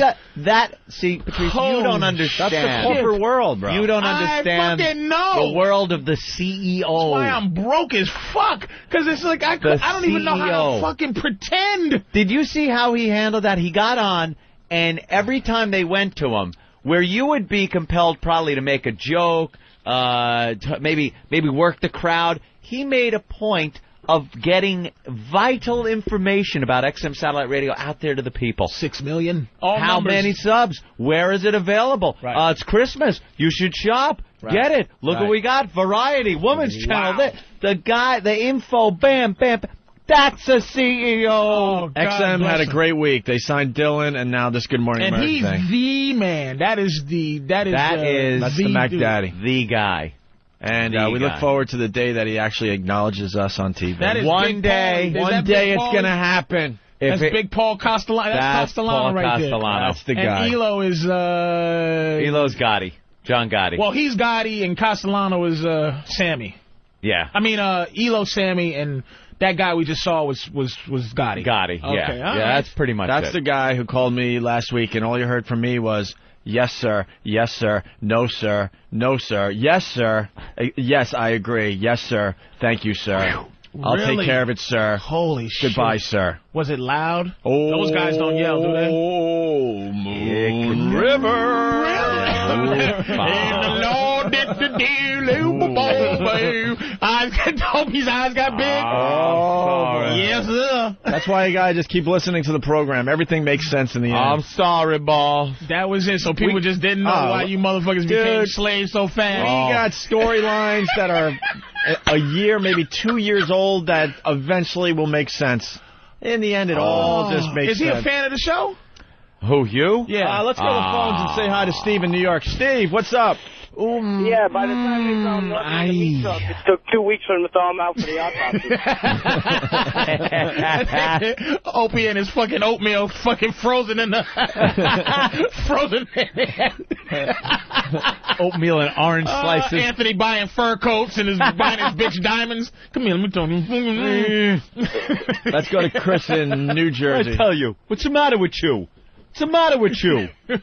Take it back. Hey, Chris. Hey, I just to quote, paraphrase Henry Hill. Supernova asked me to do a live show in Florida. That's when I knew they were going to whack me. And here's what ended up happening. Remember this scene? This is what happened.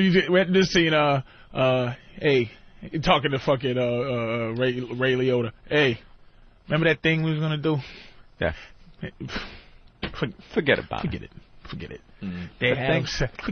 Forget that. Let's go to Anthony in Brooklyn. Anthony? He never knew how close he came. How you doing, Anthony? How you doing, Opie? Listen. Hey. You got me? Yeah, we got you. Okay, listen. Lou Pinero, he is the capo di tutti di capo of fucking radio. He's the man, the boss of bosses. That's Elo's boss. That was just on TV. Oh, my God. I'm telling you. All right. We understand. God, watching that shit, man. Fellas, I do respect that. And I always respected that thing that white guys do, that business, that thing. I just cannot. And I pray. That's why sometimes I got to ride a white guy's coattails. Yeah. Find a couple of white friends in the business. Thank you, fellas, and thanks a lot for being a buddy. And hopefully I can work around that. But if it had to be like, hey, Patrice, we have to deal, hey, we need to do a goddamn fucking commercial right now, Patrice. For what? Good Morning America. Blow me. See, you would have no clue. I'd be dead. No, we throw it on. Like Sam Jackson. We threw the audio on because it gives us content for the show, too. We just got a couple chuckles in, Oh, that's great. And honestly, XM is just a better company, and we like to show why by throwing that up there. Yeah. They signed Dylan and Good Morning America. They understand the big picture. Now, would people listening to this program go, oh, thank goodness? No, of course not. You go, who gives a shit? You go, fuck you. We understand that. But it's all about variety, folks. That's what it's about. It's not. Let me say, it's not about putting all your eggs in one basket. One big stupid basket. Oh, and man. That basket is awfully big. It's good business. That basket has a huge ego. Strictly business. Tell Mike I always liked them. All right. Something we couldn't get to yesterday because we just babble when we're supposed to be doing something. What did we miss getting to? Pregnant 37-year-old who banged 15-year-old boy. Good Morning America audio. Delicious. Ooh. You've heard this story, of course, right?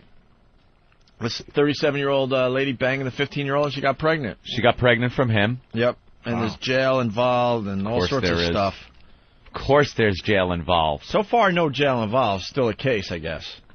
But I think this is the pregnant mom on Good Morning America yesterday. We didn't get to this. Let's listen in. Why are you speaking out now?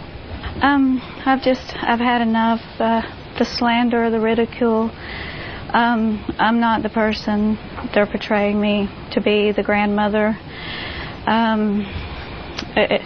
I just want everybody to know my side. There's two sides to every story.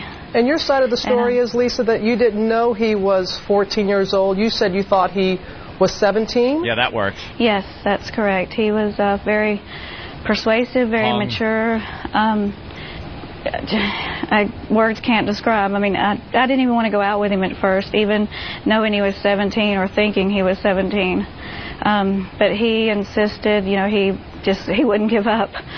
And, it was just, it was a very, I can't even describe it. It was very nice. He was very nice, very polite. This is a giant cock. Ooh, well, does that get on Good Morning America? Can any statutory rapist man be on just explaiing his whole deal about how a 37-year-old man fucked a 15-year-old girl? Hey, man, look, man, she had big, giant titties, and her areolas look like fucking rims. Yeah. When I sucked her tits, I swear I tasted 25. And she had the bush of an old bitch. I mean, let's be honest here. I mean, really, she just kept pushing and pushing. I kept asking her, why don't you have a period? Every month, I go, why aren't you bleeding? Because you're not even in hitting puberty yet? Oh, I couldn't believe it because you had hair on the arm. Cellulite. Was that?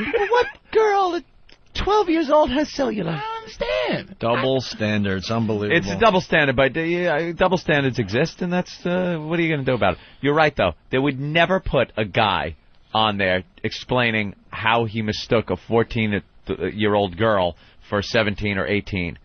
They lock him up, throw away the key. Yeah. I am not going to sit in a room with a disgusting man like you. She used FDS. They don't start using that shit till they like 30. Are you all right? The bitch had her own medicine cabinet. She had her own apartment. How can she be 12 with good credit? This bitch gets to explain, but here's the other side of that. Guys don't give a fuck. I don't. We fucking your 37-year-old when I was 15 is that's some max shit. That for a guy, is right. And you can't go to, you know what, you can't be mad at her, because if you go to the boy, he's going to be like, well, I got some pussy, it was great. Yeah, I was digging it. Please don't send her to jail. I'm not, I knew what I was doing. And you know it was, again, because he told a friend or something. How'd she get nailed? I don't remember. She got pregnant? There's so many of these, I don't even know. There are, but it usually turns out that a friend rats out, because these kids, you got to tell someone. Dude, you know what I'm doing? I'm fucking this woman. And the kid's like, what? Can I get some? No. All right, I'm ratting you out. And the kid with that one hair, just starting puberty, runs home to mommy. The little peach fuzz mustache that's just over the outside of your lip, like the corners of your mouth. He's a young... Oh, right. That mustache. He's a young do-gooder, and he goes right home to mom and says, this is what I heard in school today. And then the mother... Keep it to yourself. The mother calls up a couple of her friends. That's right. And gets advice. Well, you have to do the right thing and call the police. That's right. You have to. Do you know if you don't call the police and you know about this, you can get in trouble? I don't want to see women go to jail for getting young dick, but I would like to see bitches go to jail for falsely accusing motherfuckers of rape. I would like to see. Do you think that happens that much that you really need to make a? Yes. Does it? Yes. Really? Yes. Oh my God. Do you have a story? I mean, yes. You really have a story? Yeah. But what was there drinking involved? No. What happened? It was white and blackness involved. Oh boy. Got yourself a piece of white ass. And that's what happened. Oh no. And the only reason I'm not locked up today. You are lucky that the calendar today in Boston has a 19 from that type of shit. Is because she wasn't the mayor's daughter. Really? You know what I mean? Or the governor's daughter. She was just... Well, how long ago this happened? When I was like 16. Yeah, I was saying, you're lucky the calendar had a 19 in the front. Right, and it's like... And not an 18, it's or you'd been swinging. Out of here. But it's like she was in the story was bullshit. It's like, yeah. What actually happened? What actually happened is we was going to get some other pussy. Ooh. Bumped into... Wow, this is a long fucking time ago. Yeah. Shit. Holy shit. We was going to get some... Wow, he's getting nervous. It's like he's testifying. Yeah, it's like he's on the fucking stand. Well, I don't recall. It happens. That's why it's just like everything, when I hear Tyson, when I hear Kobe, immediately I'm on their side. Right. Thinking of the situation. Analyzing what happened. Because to me, rape to me... let's all just take a swig of water. I need some water, too. I'm going to take a little drink here. I'm getting dry mouth as well. Oh, boy. All rape right. to me is taking pussy. All right? I just don't believe in date. I don't believe in any questionable... Like no, rape you shit. think rape is pretty like it's a cut and dry thing to me. There's no like fucking I don't know and I like this. That's why I know so much about fucking law. I look up this shit all the time. It's like to you, it's waiting in a corner or in a hallway in an apartment building, grabbing pussy. her and sticking your dick in. Taking pussy is rape. Yeah. Taking pussy is rape. And now you don't like the idea that if you're with a chick, you're out on a date. No. There can if a woman, I'm gonna tell you something. Right. This is how much you're in the hands of the situation. The discretion of the woman. If she, a woman. Wow. I'm telling you, it's memory. Like the corner. Yeah. Oh my God. So. Holy shit! How can you get through this? It's hard to talk about. This type of shit. Take your coat off. Relax a little bit. You're heating up. The flop sweat is forming on your forehead. I found this out. All right. If you're fucking a girl, and being that I'm 6'4", 700-pound black dude, right? Yeah. If you're fucking a girl, and she thinks no, that's rape. Thinks no. Meaning, I'm too scared to say no. Oh, shit. And later she could say, I was too afraid to say no to this. But shouldn't you be able to say, well, she was enjoying herself. No, it's not. There's nothing. You can't throw anything in as a defense. It's nothing. It's if I'm with a girl, this is why I just stick with one chick. You know what I'm saying? Because if she decides to go, I just was afraid to say no at the time, and I was like, wait a minute, but you said it was delicious. We had a great time. I was just horrified to say no at the time. So here's the story. Wow. Oh boy. It's 5 of us. And we're hanging out, you know. It's just 5 of us hanging out, and 5 guys. 5 guys, hanging out, and it was we used to hang out in the suburbs of Boston. And it's Boston. So for a far suburb. Shit! This just don't look good. Yeah. What town? What town? Stoughton. All right. So what happens is we go out. We're going to look for these other girls that we met like 3 days ago, 3 days before. Going to find them. So we meet 2 other girls who are looking for those girls that we were looking for, brother and his friends. All right. So they was going to fuck the brothers. We was going to fuck the sisters. Okay. Couldn't find them. So we just go, hey, let's all hang out. You know? So I've always been a paranoid motherfucker. So we started, talking to them, blah, blah, blah. Ended up going back to Negro part of Boston. So in the car, there was a black girl and a Portuguese girl. So the black girl's in the back, fucking with the 3 other dudes. Me and the other guys in the front. We were the oldest. In the front, he was driving. The Portuguese girl's in the middle. Yeah. White girl. I was on this end. They're back there feeling her on the black girl's tits. Like, she's like, what are you doing? Stop it.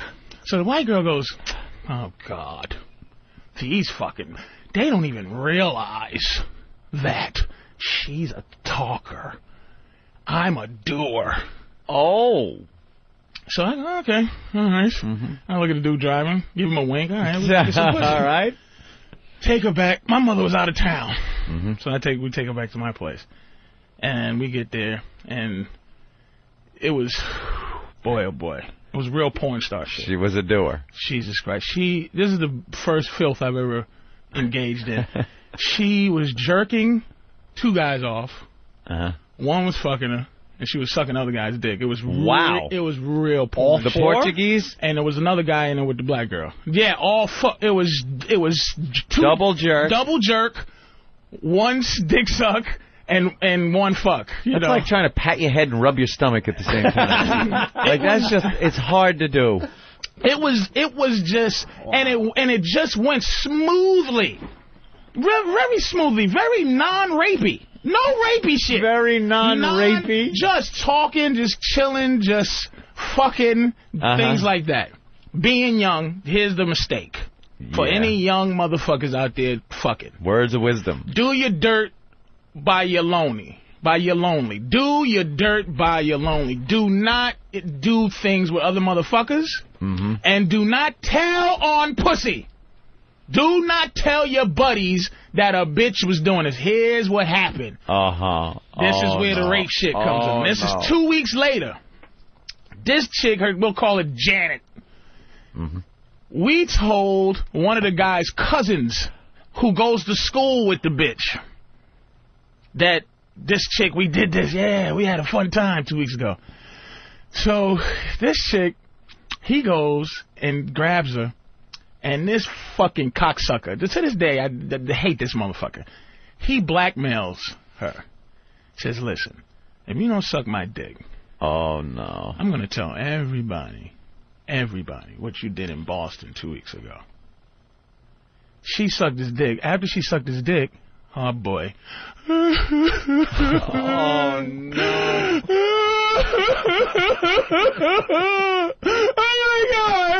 Oh my God! She runs through school. She goes into her big brother's classroom, who goes to the same school. Such and such raped me. He gets up and he's chasing that motherfucker around school, trying to kill him. Right? This motherfucker, they get him in the office, right? She's like, what's wrong? What's wrong? Her brother's like, I'm gonna fucking kill this fucking guy. She goes, he raped me. And then she goes, Uh-oh. Uh-oh. And I got raped in Boston 2 weeks earlier. Oh, no. What? Oh, no. What? This is why I love my mother like I don't love anybody else. I have no love for anybody else like I have my mother. Oh. My mother found this out. She came home from where she was. And this is bad karma because she was at a funeral and I was doing my shit. She comes on, what the fuck is going on here? Because she saw something in the laundry that wasn't supposed to be in the laundry, like things like sheets or something. She said, what the fuck you doing? You know, I was not the age where I'm washing anything. Yeah. I tell her the story. My mother puts me in the trunk of a car and sends me out of town. In the actual trunk? In the trunk of a car. Holy shit. And sends me the fuck out of town until she could figure this fucking thing out. They came to my school looking for me. The cops? The cops. Oh, damn. They came looking for me to arrest me at school and arrest everybody at school, and I was gone already. My mother said, this is you, And when I told her it was a white girl, she went, oh, man. I was in the trunk of a car heading to a state unknown to hide out from this situation. So about a month later, I came back to school. Wow. And had to go through the process. Holy The process. shit. How'd you guys get off? Don't want to say. Didn't get off. You didn't? Didn't get off. What'd you get charged for? I was 16. She was 15. Did they whittle it down to something? It was not whittled down to anything. Because they said you either plead guilty or you can go to court. We decided to go to trial. But we admitted, yeah, we fucked her. Yeah. But it's 16, 15. And that's statutory. That was statutory. That's it. So they're like, I did time. How long did you do? You did time? How long? 2 months. 2 months. Wow. 2 months. Where? Walpole? No, they didn't send me to Walpole. No? They sent me to... some youth center? No. No? Sent two punk at me and one of my boys because we were you went to big boy prison? Big boy. And my boy went crazy. Get the fuck. He lost his mind because he was so scared of getting raped that he stopped washing up. He didn't take showers. And they started to throw piss on him. Started to beat him up. And they would come to me and go, yo, you know, you got to tell your motherfucking co-defendant, get his shit right. How about I tell myself what myself has to do? And I was so scared because of the stories you hear about that situation, but it was a guy who ran the prison. It was these 5 guys who ran the prison, these inmates. And they were named after southern states, like South Carolina. It was Carolina. This is so scary. It was like Carolina. Dude, I'm freaking out, man. Yeah. This is the first time I've ever talked about this. Oh, my God. See, this is what happens with this radio show. Yes, you run out of shit to talk about. You go, well, I guess I could tell a story I've never told When before. you run out of funny, all of a sudden... I'm choking back like, this is like... Dude. I'm going to tell you, this is this is it. Like, this is either the end of my career kind of thing, or... No. People don't... And I realize this because it's like people don't... But all the shit that goes on out here... Here's where I kind of felt comfortable in terms of this. Those 5 guys, and it was an overcrowded place, this prison. And I used to hear all day long, there was this one other guy that they'd go, that motherfucker, he was in there for scalding his kid. This one guy was in there scalding his kid in the bathtub. And he used to go, that baby burning motherfucker. You know, we ought to fucking... You know, we ought to kill that motherfucker, that baby burner, over here talking to me. He said hi to the guy, who one of the southern state guys. Yeah. Who was on death row. This is back when when Bill Riley was on Current Affair. Holy shit. This was a guy who was on death row in the state that he was named after. I don't want to say his fucking state. No. But I know one of them's not South Carolina, so that's why I said, but any of those fucking states down there. So he was on death row. I'm so all over the place because you understand, man. That you got the emotion. Yeah. It's like even the story is deeper. You know, it's just so fucking, you know, to me. You know what I mean? Yeah. So I'm in jail. We're corny. I'm a corny dude, and I'm a comic. I was born a comic, you know, and I'm a corny fucking guy. You know what I'm saying? Grew up in a gangster area, but I used to make those guys laugh. Right. You know what I'm saying? So. You know, so I was in there because it was a gangster whose name I'm not going to say either, but no. What they did was the guy goes, it was a judge who was known for being lenient. Mm-hmm. And he this is why I learned this thing, because he read a book. He's like, these guys didn't fucking do this. You know, he didn't force his way. And the bitch was in court going, and then they fucking did this, and then they did that. And I'm sitting there writing, and he was just, the judge was like saying, I'm very impressed with this. I know this is bullshit, but this is Boston, and they just wrote something about him, or how he's too lenient on shit. Oh, no. So, at the time, I think the DA was Maloney or some, you know, Mick, you know. And so, they ended up going, we're gonna, this is what they did. Sentenced us in February to the summer. This is what he said. This is just to teach you guys that, you know, that sex is not all about this stuff that you're doing. We're going to sentence you during the time of love. We're going to sentence you during the time of love, summertime. Just so you know why your other people are cultivating their relationships. Oh, while girls are jacking off for guys and sucking their cocks, you'll be in here. You'll be inside of here. As a lesson kind of thing. And my friend lost his fucking mind. He's officially schizophrenic. He's not well because of this. He was so afraid.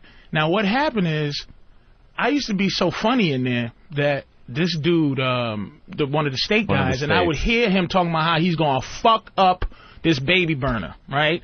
And the fear became from this other gangster where he said, because no one was like, you fucking rapist. They was all like, you get raped, man? Get the fuck out of here. So he goes, man, you're going to have trouble. This is gangsta outside. You're going to have trouble, man. Oh, shit. You're going in for a skin beef. They call it skinning. You got a skin beef, nigga. You fucked up. Oh, my. This is fucked up. Oh, shit. You know? You don't want to hear that. So I'm going in, and I'm choking back tears like a motherfucker, you know? Yeah. And finally, the five, they used to walk around the yard. Just five of these motherfuckers. It was really like a movie. Slowly walk around the yard. They go, yo, big man. Yo, fat man, come here, man. Man, let me talk to you. But they were like country. Come here, fat man. I go, what's up? I said, man, what the fuck you in here for? Oh, shit. I'm walking with him. I'm telling him the story. Holy crap. And I'm sitting here like this. Because why they called me was, why the fuck is your co-defendant not taking showers? Yeah. Why is he not taking showers? He's fucking stinking, man. Somebody gonna kill him. Oh, my God. Yeah. They used to throw piss on him. He used to wear 3 pairs of jeans. Never took his shoes off. Just because it would be harder to get 3 pairs of jeans off. Just because it'd be hard to get raped. So I tell him the story, and I'm just going, I'm going to have to fight. I'm going to have to do something. This is going to be fucked up. Finally, I told him the story, and I'm just the drum roll, the stabbing drum roll. Where's the payoff now? They go, what? You in here for that shit? Pulling a train, nigga? Everybody in this motherfucker did that, and you in jail for it? Oh, shit. Don't you ever let me see you in here again? So they just took to me. So I would walk with them every morning. They just took to me in case somebody just said, fuck it, you in there on the skin beef.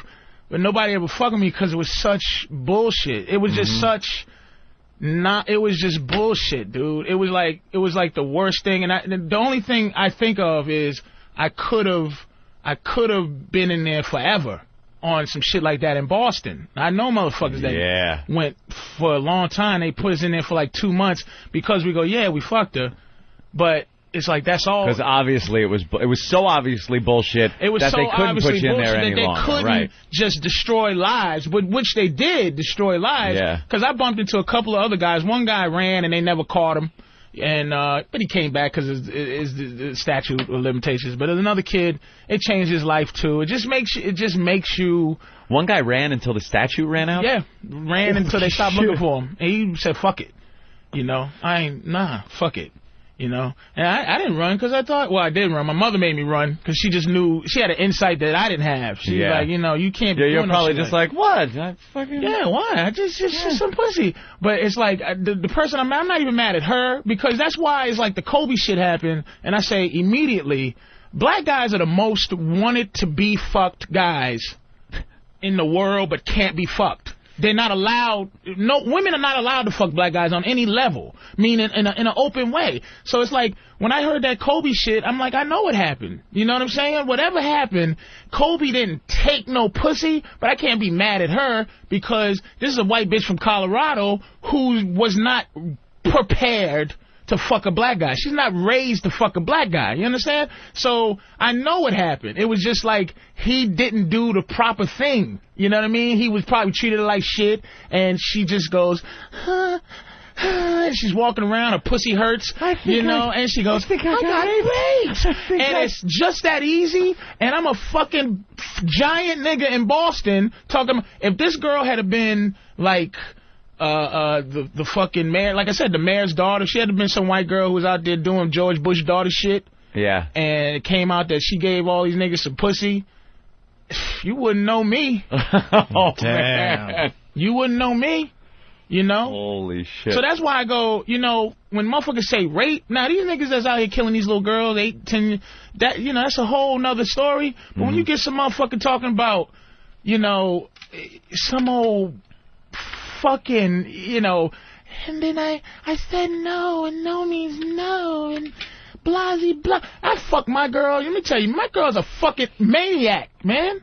Like, she goes hit me and this and that, and it took me a long time to be able to even enjoy sex, man, on that level, because it's just, I go, you think of the consequences of, you start thinking a few steps ahead of yourself. What if, you know, look at one of these bitches on your wall, you know, these Aguilera bitches, and I fuck them, and then she give me pussy, and then say, you know, you raped me. I would believe I did. Because I'm like, I wouldn't give me pussy if I was you, but she did, you know what I mean? So that whole thing, you know, it changed my entire... A lot of my jokes, the Pepsi Cola rapist, right, a lot of the Tyson shit I do, all of that, it changed my life because I just had this mistrust for pussy, man. It's not an anger, it's just a mistrust because it's so easy. I guess that's the payoff. If you can be raped, then you have to have a natural mechanism to stop that from happening, which is I guess it's a trade-off. Okay, I'm going to say you raped me. That's the power that a woman has. Yeah. I'm going to just say you did. Damn. As opposed to you doing it. Yeah. This guy actually raped you, but I'm going to say that motherfucker, you know. So that's why when a bitch 10 years later, they say some fucking janitor took some pussy, some black janitor, and then 15 years later she goes, I was lying. Yeah. And he gets out and he gives the speech of I'm just happy to be with my family. And I'm like, man, if I did 15 years, it's like, my God. And they find out that the joggers, the Central Park jogger kids didn't do it. I would make a speech like, look, because after 3 weeks, now I was a soft kid, like meaning I was a clown. Mm-hmm. After 3 weeks, you learn, you're in prison. Yeah. And I'm not afraid no more. And you learn how to motivate. You learn how to navigate. You learn how to. You don't take stuff. The one bit of advice that somebody told me right when I went in that kept me very, very safe is don't accept anything from anyone. If you need something, you go without. Yeah. You know, don't say, hey man, you're hungry. If you're hungry, you eat your fingers. Don't, because motherfucker go, here's a Snickers bar, and then they want their Snickers bar and a Milky Way tomorrow. Yeah. And it was this guy in there, and I was going to get into beef because I had to. You just learn the rules of that shit. And there was this dude who had a woman's name, Shirley, you know. And what Shirley used to do is give new people food, and then the next day say, I want my food back. And if they didn't, Shirley would knock you out and rape you. So one day, I'm in the fucking shower. Oh, no. So Shirley says to me, that's what they call me, Heavy D. In there, Heavy D, looking good.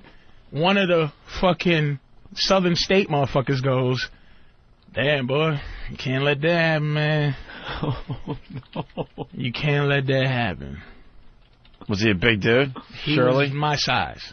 Oh, damn. So he goes, oh, my God. You can't let that happen, man. He's telling you you can't let that happen. So that day, I never wore the garb, the prison garb. But that day, I put the prison garb on. The blue shirt, top, up to my neck, fucking tucked it in. And motherfucker gave me the top of a soup can lid, bent up. Oh, shit. So I met Shirley outside the lunchroom after that and hemmed him up. And that motherfucker said, I was playing. I'm sorry. He got faggy. Wow. And another fucking Hail Mary, like, thank you. I didn't have to really, because he was just scared of another guy his size who was mad. Yeah. And he just said, you know, I said, you're going to have to fucking apologize to me in front of everybody for saying you have to say you were joking. He said, oh, man, you know, I would never bother him. He's a nice guy. Da-da-da-da-da-da. All right. So I didn't have to do anything I shouldn't have did. I've known you for years. This is such a journey into a world I have no clue about. I'm just sitting back and listening like I've never listened before. Oh, man. I'm really on I see it in your eyes, bro. I see it in your eyes. You're ready to like almost break down. Dude, it's great. I mean, the fucking, you know. And the reason I don't, because I'm in this business, history, man, it's a lot of fear. It's a lot of fear. But yeah. My career. A lot of people have questions, but Bill in New Jersey has a pretty good question. Bill? Yeah, Patrice, I was wondering what happened with the baby burner. Yeah, we all want to know what happened with the baby burner. I don't know. I don't remember the baby burner, but why I was concerned about the baby is because it was relating to me. It was just like, I was like, is my thing is related to this baby burner that they wanted to kill. Right, now, right. You realize, this is why I'm very easygoing in life. A lot of stuff I learned, man, I learned from there, that 2 months of being there. It's like, there was going to be a fight one day because this guy was in there for 25 years. The place I was called an assessment center. So they would send guys like me there and guys who were going to death row there to assess you for what you did and where you would go. Okay, you're going to stay here and do all your time here? Are you going to go to Walpole, Cedar Junction, Walpole, which is the baddest prison on the East Coast? There's a half of this country, Walpole is the highest murder rate going. I saw a documentary on that dangerous place, and wow. And they weren't sending us there. We were going to do the whole time in this place, but it's like like you said, the Star Wars place is like where people go to go other places. Before they go somewhere else. So this motherfucker one day, he stopped everything because everybody was like, yeah, man, you know, I got 6 months. Yeah, man, I'm out of here in 3 months. And he turned the table over and said, I'm doing 25 motherfucking years. The next nigga who say he's doing less than that, I'm a motherfucking kill him. I'm scared. Yeah. So the baby burner, it could have been a year plan. Because the motherfuckers I was talking to, the guys that took who took a liking to me, they were in there for years. Yeah. So if they decide to kill you, they kill you. On their time. Yeah, just kill them in February. Yeah, we got plenty of time. You know, so I don't know what happened. What happened to the guy that made the chick suck his dick? And that she originally said, rape, and then... Fuck! He got off like we should have. Because he had his trial in Stoughton. This bitch was doing transcontinental rape cases and shit. I'm in Boston. He's had a black judge who let him go with, like, the shit that should have happened. Like, bitch, get out of here. Gave him, like, probation just because it is what it is. And even though she's a hoe, that was more coerced sex than what you guys did. Yes. Coerced. Hey, man, I heard what you did. And after she sucked his dick, she lost it. Which I can't blame. I mean, that's a lot of pressure on a bitch. I can't. That's the type of shit you go, oh, my God, I can't be, like, sucking, blackmail dick sucking for the rest of my fucking life. Blackmail in 2 ways, you know what I'm saying? I can't suck black dick and blackmail dick and blackmail, you know what I mean? And you know, you can't blame her for losing her mind. She wants to do it on her terms. If she wants to get in a car with a bunch of guys and suck some dick, that's on her terms. The reason... being that guy then comes up to her and makes her do it, she fucking snapped. She lost it. And I can't be mad at her for that. Oh. The only thing I'm bitter about is that it just, it tarnished my mind. Mm-hmm. You know what I mean? It tarnished my mind. I'm not ever safe in my head. Like, it's kind of, I want to cry right now because it really is a release. It's almost like, all right, you know what? Please don't cry. Nah. I've never hugged anyone as big as you. And it's not there anymore. Like, it's not, it's just what it is. The emotion is actually... And what would you do if you started taking crying destiny, right now? You know what I'm saying? What? I would leave the studio. I think I would be the guy that would have to go up to you, believe it or not. This is the first time my screensavers ever came up on the instant feedback because I haven't even looked at it. I have not fucking looked at it. I've been amazed because I've known Patrice for many years. This has never come out. I think Patrice, anybody that's been in this studio, I've never heard this is one of the most unbelievable stories we've heard. And I think I would have to be the guy that would have to go over and I think I might have to hug him. Oh, you would hug him. I would have to be the guy that would have to like hug you, and you're like twice my size. Yeah, all my hugging. Call out yourself of this, like Arizona. Go over there and give him a hug. You know what the emotional part is? No, my prison name would be Connecticut. You know, because I would rather do this. But I was hoping to be successful before I had to ever talk about it. Before you ever had to, Because the fear is like, wow, man, my career is like, man, it's a bad stigma.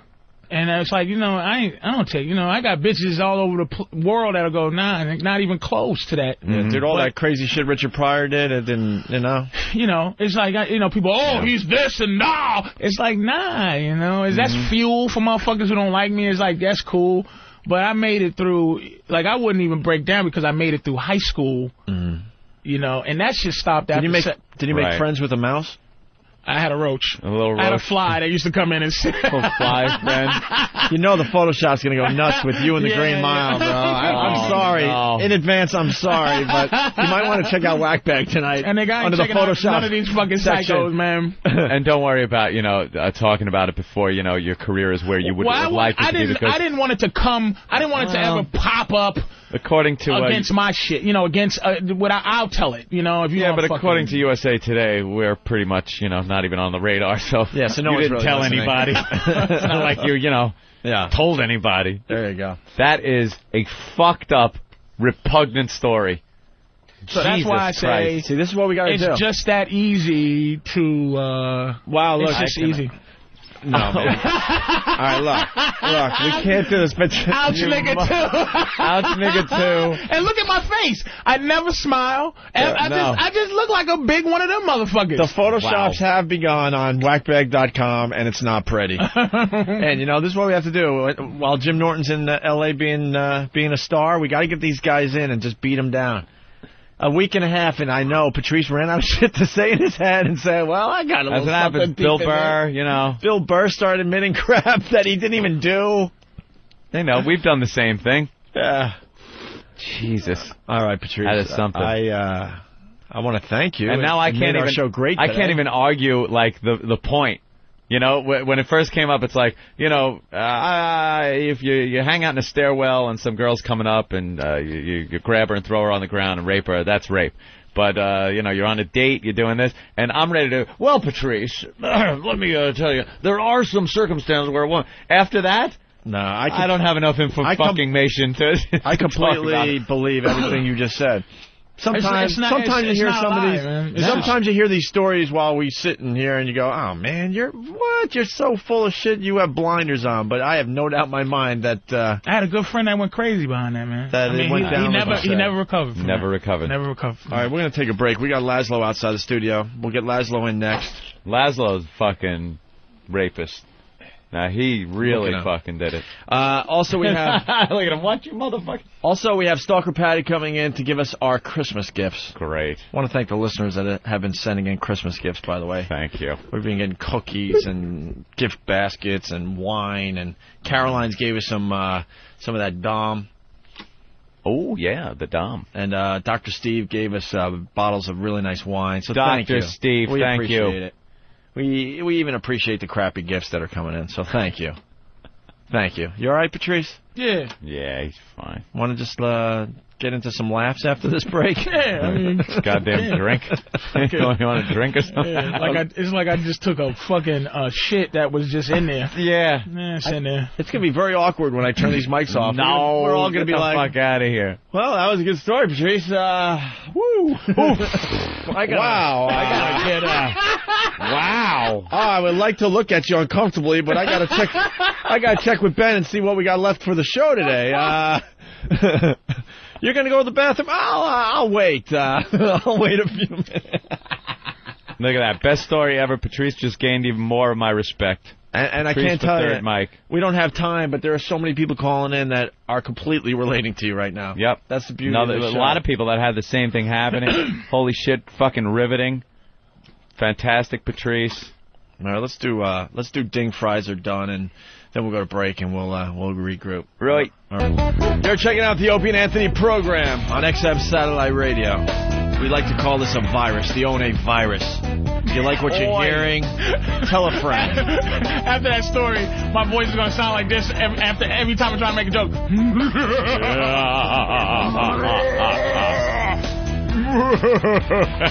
Riveting. I'm not trying to take pussy, folks. It's just absolutely riveting. What are they gonna do? We got Laszlo in studio. Tell your chick that story? She knows that shit? Yeah, I tell every bitch. Nah, that's good. I tell every bitch. That's going to help. I just tell them. I just say, yo, this is what down. This is what happens. This is what went down. This is why you should just put it like in an email or on a piece of paper, flyer that you can just give out. Put them on the windshield wipers at the clubs. Or on a contract. I had a bitch that was a lawyer. I was going on when I told her. Really? She goes, see, that's what black men, that's what had you. Fuck them white girls, and look what the fuck. She didn't go, yeah, she just run away with it. Yep. Dummy.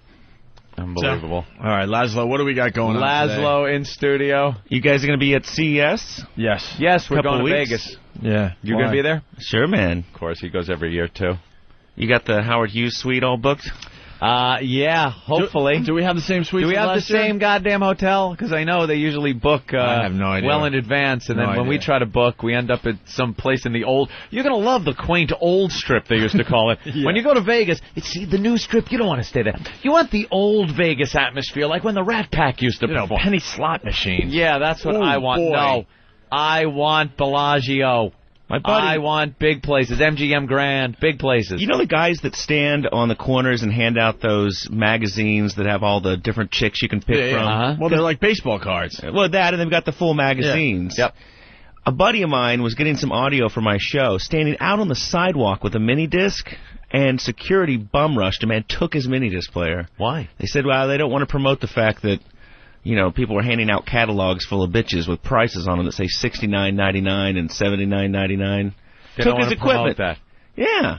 You could end up in a hole in the desert. Trying to go with that family-friendly shit out there. Yeah, good luck with that. They can't decide. Actually, I think they're going to succeed because they did that to Times Square here in New York.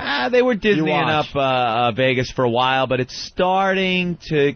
I think that it reached its peak, and it's starting to come back a little bit where it's a little more adult-oriented, and they're putting the emphasis on it. I think they're thinking if they can get family-friendly, they're going to get a lot more business, though.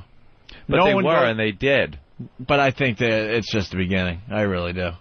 Like Wynn's place, and fucking giant. Oh, yeah, we got to check that out. That place is massive. Hey, Todd in Missouri. That's Todd? no, like, kid place. Good morning, boys. I'm just distracted, Ann. I'm sorry. Todd, go ahead.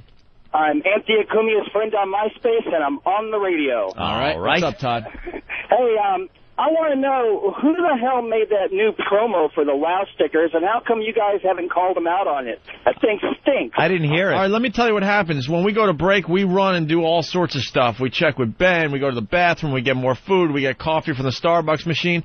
When I listen to the replay, I'm absolutely amazed what's being played when we're not live. I hear had 16 no idea. Gamma O spots in a row. Gamma O. Gamma O. We get it. Gamma O. And then I hear promos, and I'm like, wow, we're playing this? All right. With the experience of a man. That line kills me. I know. I say it the same way every time, don't I?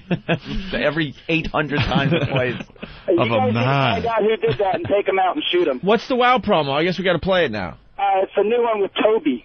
Toby? Who's Toby? That's what I say. Sam's Toby? Hawk, you know anything about this? The WoW promo? Who wrote this?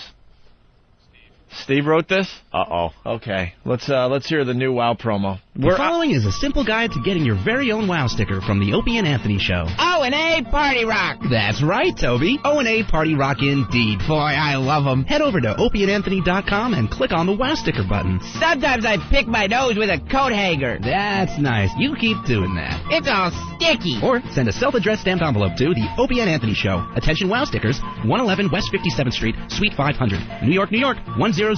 Gosh, that was easy. It sure was, Toby. Now put that WoW sticker somewhere obvious. Putting it on my eyebrows. Now, Toby, I wouldn't do that if I were you. Adios, eyebrows. And finally, enjoy bosoms. One time I walked in on my grandma in the shower. I saw her boobs. I cried a lot. Is there a delete button? Because I know if I have a file on my home computer, I can drag it into the trash and then hit delete. Is there something like that on delete that can be used for that? Yeah, then reformat the hard drive when you're done. Yeah, please. And then throw it away. Take a big magnet that they used to pick up cars and put them into one of those crushers and put it over that hard drive. Oh! Who produced that? Who produced it? Who voiced it? Steve? Everyone is fired. Danny? Danny was involved in that. I know that voice. Yes, I was involved. However, wow. I did not write any part of that content. You're like Rich Little Talent. That fucking voice. Well, little's better than none. No, he didn't. Well, his voice is fine. It's Sam who's on the line, also known as Toby. Hi, Sam. Was that Sam? Sam. Yeah. Do the voice. Do the voice. Hi. No. Adios, eyebrows. Say bye-bye eyebrows or whatever you said. Adios, eyebrows. Oh okay, I never want to hear from Sam again. No, his name's Toby. Oh, Toby. That was the worst bit of production I've ever heard. Ever.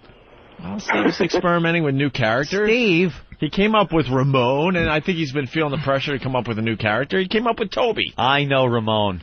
That was no Ramon. That was drivel. You're killing Sam, though. He's thinking... It wasn't funny. The voice was completely annoying. Sam's fast-forwarding going, man, I'm going to have at least 10 of these as this character. No, that will never air again, Sam. Well, you know. How many Tobys did you record? How many? I only recorded the one. Oh, just the one. Actually, no. We recorded the first one that was just the Toby character, and then he said that was annoying, so we were going to try it again. Oh, yeah. I'm sure. Do you use that voice on Scorch's show? No, that was actually not my creation, the voice. See? No, it's your creation. It came from you. Sure. That was not my creation. Sam and militia would beat you up. Sam, you're doing a voice? All right, Sam, thank you. All right, so... Adios, thumbs down on the new character. Thumbs way down. Steve is nowhere to be seen. Steve ran, tail between legs. Charlie's picking up on something. Charlie, go ahead. This is Charlie. I did a weekend in Bergen County. I want to send some love out to Patrice, and I'd like you guys to play the Cranberries for him because I know that's his favorite song. Yeah, which one is your favorite again? Zombie? Bunch of evil bastards. There we go. Patrice is back, everybody! Shit. Motherfuckers are just assholes. Here's the Cranberries on your home of rock and roll. Here it is.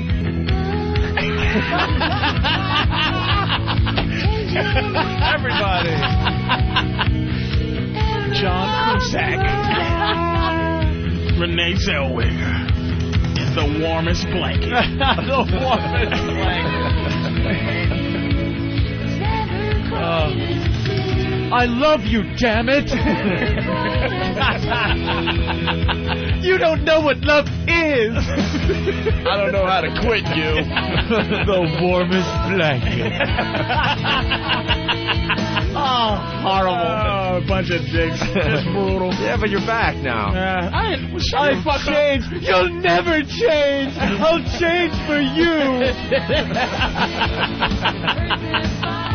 Opie's like, this motherfucker. I know we're 15 and we still live at home, but we're in love. You'll want to wrap yourself in the warmest blanket.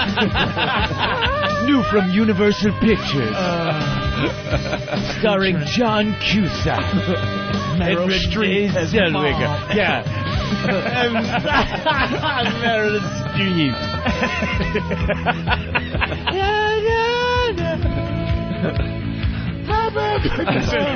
Shout out to everybody. The Cranberries. Play the Cranberries for Virginia. Everybody. They don't forget shit, man. They don't All the forget fucking anything. truckers thinking about all the prostitutes they murdered just driving down the street. You know, all she did was really just poke me too hard. I had to fucking choke this bitch. I actually buried a bitch and I didn't get caught. Fuck.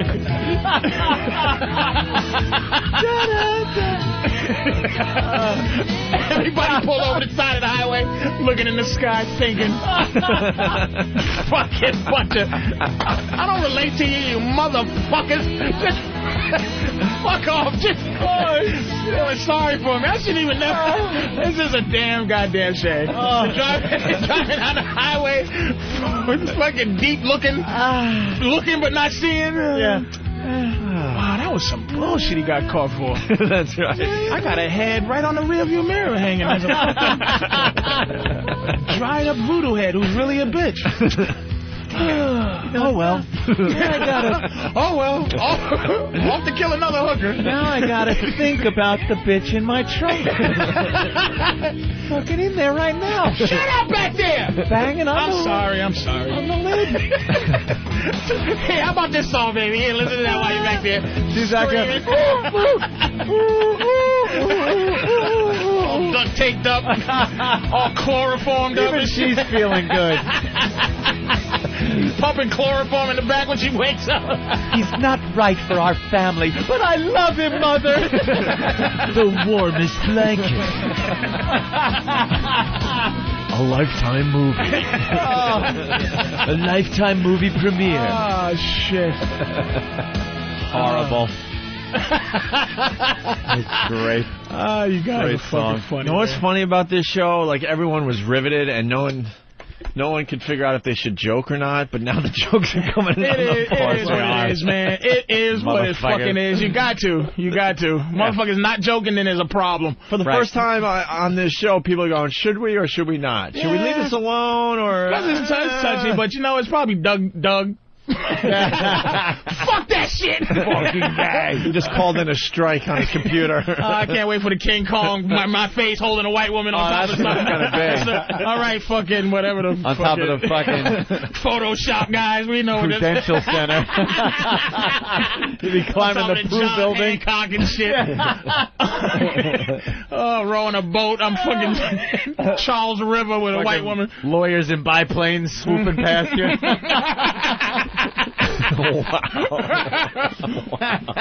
Motherfuckers, I don't expect no fucking sympathy. I didn't want one. It's just like a yapping thing to get out. Bastards. Son of a bitch. Trucker Dan, what's up? Hey, man, what's going on? I enjoyed the show today. I just want y'all to know I'm doing everything I can to spread the virus to all my friends. And I got a comment for Patrice if y'all got a moment. Sure. Of course. Yeah, man, I tell you, that story you told, Patrice, man, had me damn mesmerized. I'm trucking around Atlanta, and next thing I know, I got a construction worker on my fucking grill, okay? Did you hit somebody? Yeah, man. Yeah, it's one of those things, man. Then the song came on, and he didn't even care about it. He didn't care anymore. The guy's bleeding. It was like 10 miles before I realized it, and what gave it away is a burrito on my hood. There you go. There you go. Thank you, Dan. Thank you. Bruce and... Oh, we missed Bruce and old construction worker, man. All right, Laszlo, so what did you bring in today? CES, what's going to be some of the big things that we're going to be looking for over there? Well, you guys are going to be broadcasting live, I'm assuming. Hells yeah. Yeah, they give us like 2 hours. It's the easiest gig in the world. Listen to this gig. We broadcast. We don't even have to get up early because of the time difference, right? Right. So what time do we start? I don't know, 11 or something. It's like 11 o'clock. We do 2 hours, and we hang out in the casino. We're gonna do 2 2-hour shows. We're taking a day off to fly out to Vegas, and then we're taking 2 days off afterwards. Yeah, I'm spending the whole weekend there. Wow. So we're doing the show. And it's not even vacation time. It's just what they want us to do. Like, now, can you curse up on stage? Because I remember there were some issues last time about whether you could curse and... What on? Oh, because we had the speakers going out over to the live. There was like kind of a live audience in the display. in the XM display, and we were broadcasting there, so they were a little iffy. But we were new. We were pretty new at that point. We didn't want to shock anybody. I think I don't know. The reality is we got to play their game for 2 days. That's all. We understand that. Yeah. You guys ought to check out all the home theater section over there. I missed that last year because it was, I think, 20 miles down the... It's the biggest I've never fucking seen a bigger convention convention center. It is ever in my life. It is shit. And now it's actually gone to 2 convention centers. It's like the old days of Comdex because they've run out of space in that. What, do you got to shuttle over to another over one? to the Sands. They're going to have some booths over there. I hope the awful stuff is there because I really don't want to go over to the Sands. But, you know, like every day I'm getting all these press releases, come check this out. You know, there's like a demo for 7.1 discrete channels of high audio DTS HD surround sound. What's that going to do for me? I have no idea. What's it going to do? I got 2 ears. Yeah. 7.1. And they have these chairs now, $6,000 recliners that have like subwoofers, access points, so while you're watching things like the chairs rocking back and forth. So what, you feel like you're kind of in the... like you're in the movie. It's also for gaming as well. There's a lot of gaming furniture. Cool, though. Not bad. Yeah, but $6,000 for a little much recliner, dude. It better have a fridge in it, and I'd rather give you a great surround sound system. It's got to be pretty heavy. No, I'm just trying to figure out if Club Soda Kenny can bring it over to your house, carry it home for me from Vegas. I'm on the plane. It's like in his lap on the plane. You stink. Oh man, you know the weirdest press release I've gotten so far is. Do you remember Commodore? Commodore 64. That was my first, my second. I had an Atari 800 first, and then I got the Commodore 64. The company's back, and they're trying to like make a big splash. In what industry? They're selling like MP3 players, media boxes. You know, what have they been doing? I don't know. Hopefully they change their name to Microsoft. Yeah, I don't think Commodore is going to... and just spell it with a K instead or something. Make a splash. Yeah, because that's the biggest problem. You got to change the name. Because as soon as you hear Commodore, you're like, are they putting out huge plastic cartridges that don't fit in anything? Yeah, you just plug this in. It's an MP3 player that's 20 years old. It plays one song. Hold on a second there. John in Jersey. John? Oh, my God, I got to tell you, I'm driving to work. Big fan, by the way. 40 hours of you on my iPod. 57-year-old business executive. Oh, cool, thanks. I'm driving to work, and I'm listening to Patrice's story. I go right through a red light. Holy shit. And there's this 18-wheeler who stops at my door, just almost hits me. I'm like, oh, my God, I was completely mesmerized. Killing motherfuckers. It's like a 20-car pile up somewhere, and all they're all hearing is the Cranberries. As the police are on the scene, taking police reports. There's fire and people screaming. Everybody reliving pussy hostage days, baby. And I was one of them that got beheaded. Yeah, you were there with the pussy hostage story. Al-Qaeda. I almost got nailed because of your story. Yeah. All right, Laszlo, sorry. I couldn't let that... The HD Radio Alliance is going to be there big and strong. Now this is something... I'm in fucking radio, right? At least I think I am. I have no clue about high-definition radio. People in the radio business and the broadcast radio side of it are trying to present it like it's a major competition for satellite radio. What the fuck is high-definition radio? Well, they're making all the terrestrial radio stations switch to new equipment. So they're broadcasting instead of an analog, they're sending out a digital signal. A digital signal. So now you have to get new radios to pick up that signal. Right. You can't pick up high definition HD radio on your regular radio in your car. So you got to buy a new radio, which at that point you might as well just get a satellite radio. Exactly. There's already stations that are hinting and talking about charging subscription fees. Great. But you can only get the station around the city. They're basically... Right. It's not like a satellite where you can go coast to coast. It's still just limited to the transmitter. They're basically range. Starting up satellite radio like... but a terrestrial-based It's going to take years and years before anything. And since it is broadcast, it still falls within FCC guidelines. Yeah, but there's been some discussions about whether if it's subscription-based, if they do have a subscription-based channel. Yeah, but again, why would you subscribe to something that you're in a radius of a broadcast tower? And the record companies are all up in arms about HD radio because they can see the consumer electronics companies are going to make radios that will just grab songs, digital signal, save it to a hard drive. I don't even have to listen to that station anymore. I can just tell, my unit to record a bunch of songs to the hard drive. So why am I going to go buy the albums? Yeah. So they're trying to get legislation rammed through that you can only record 30 minutes worth of content on an HD radio. So it's like the technology's going to be legislated and dead before anybody even gives a shit about it. If CBS wasn't on regular, like if you got basic cable and CBS wasn't on it, you would not pay to have CBS. You would never pay for CBS. No, you just live without it. You would just live without it. Yeah, you wouldn't pay for shit that was free. No, there's like you nothing. go, okay, I got HBO. I'm supposed to pay for that because they came in with that shit. But CBS, I'm not. Fuck you. If it's not coming with it, then I'm not gonna get it extra. Yeah. That's why XM is light years ahead of this whole thing, because it's all about content. Now, what about this? I'm hearing different streams on HD. Yeah. Can there be, like, let's say we'll take a station WNEW here in New York. Let's say they're HD. They go HD. What is this? You can get 3 separate stations, let's say, out of one station? And this is exactly what happened with HD television. They were like, oh, we're going to be sending out these huge, beautiful pictures and signals. And then like, wow, we could split our signal into 4 different stations. Yeah, and defeat the purpose of having all that information being sent down the pipeline into one big, beautiful picture. Now, you can make more money by splitting into 4. And what's hysterical about HD You're is getting crap. That they just did a survey, Scientific Atlanta did a survey, and people who have HD TV sets think they're watching high-definition television, but they're not. They think, oh, I've got the set, so of course I'm watching HD. You have to go get a box. You right. need a high-definition box, or else your HD TV isn't any better than the regular resolution. It's a disaster. Television. It's going to take years. Ope's got his high-def. Now you got to go get the box, dude. And then you got to sign up for high-definition channels. I got to find out what Kenny's doing. It's going to cost you a little more on your cable bill, by the way. My cable bill is close to $300 a month, I think. I remember when my cable bill was like $60, I'm not even kidding. and I was like, oh my God, it's beyond $60. ridiculous. What is your girl doing at home during the day? What? You buy pay-per-view shit? You get a couple of pay-per-views a month or a couple of movies on demand, and before you know it, you're over $200 on your But cable on bill. demand is free really now. They have the lot free of on it, demand, and then they have the movies on demand like you pay for, like $4 or $5, and it's movies that kind of just got out of the movie theater. And then there's HBO on demand, Showtime, which Cinemax on demand is the worst bunch of You go through, like, HBO is great. They got HBO a on of demand movies. is amazing. Showtime is okay. Stars is good too. Stars is good. They have a lot. On demand? Stars on demand is good. Cinemax, I go there. It's like 5 movies. It's like the,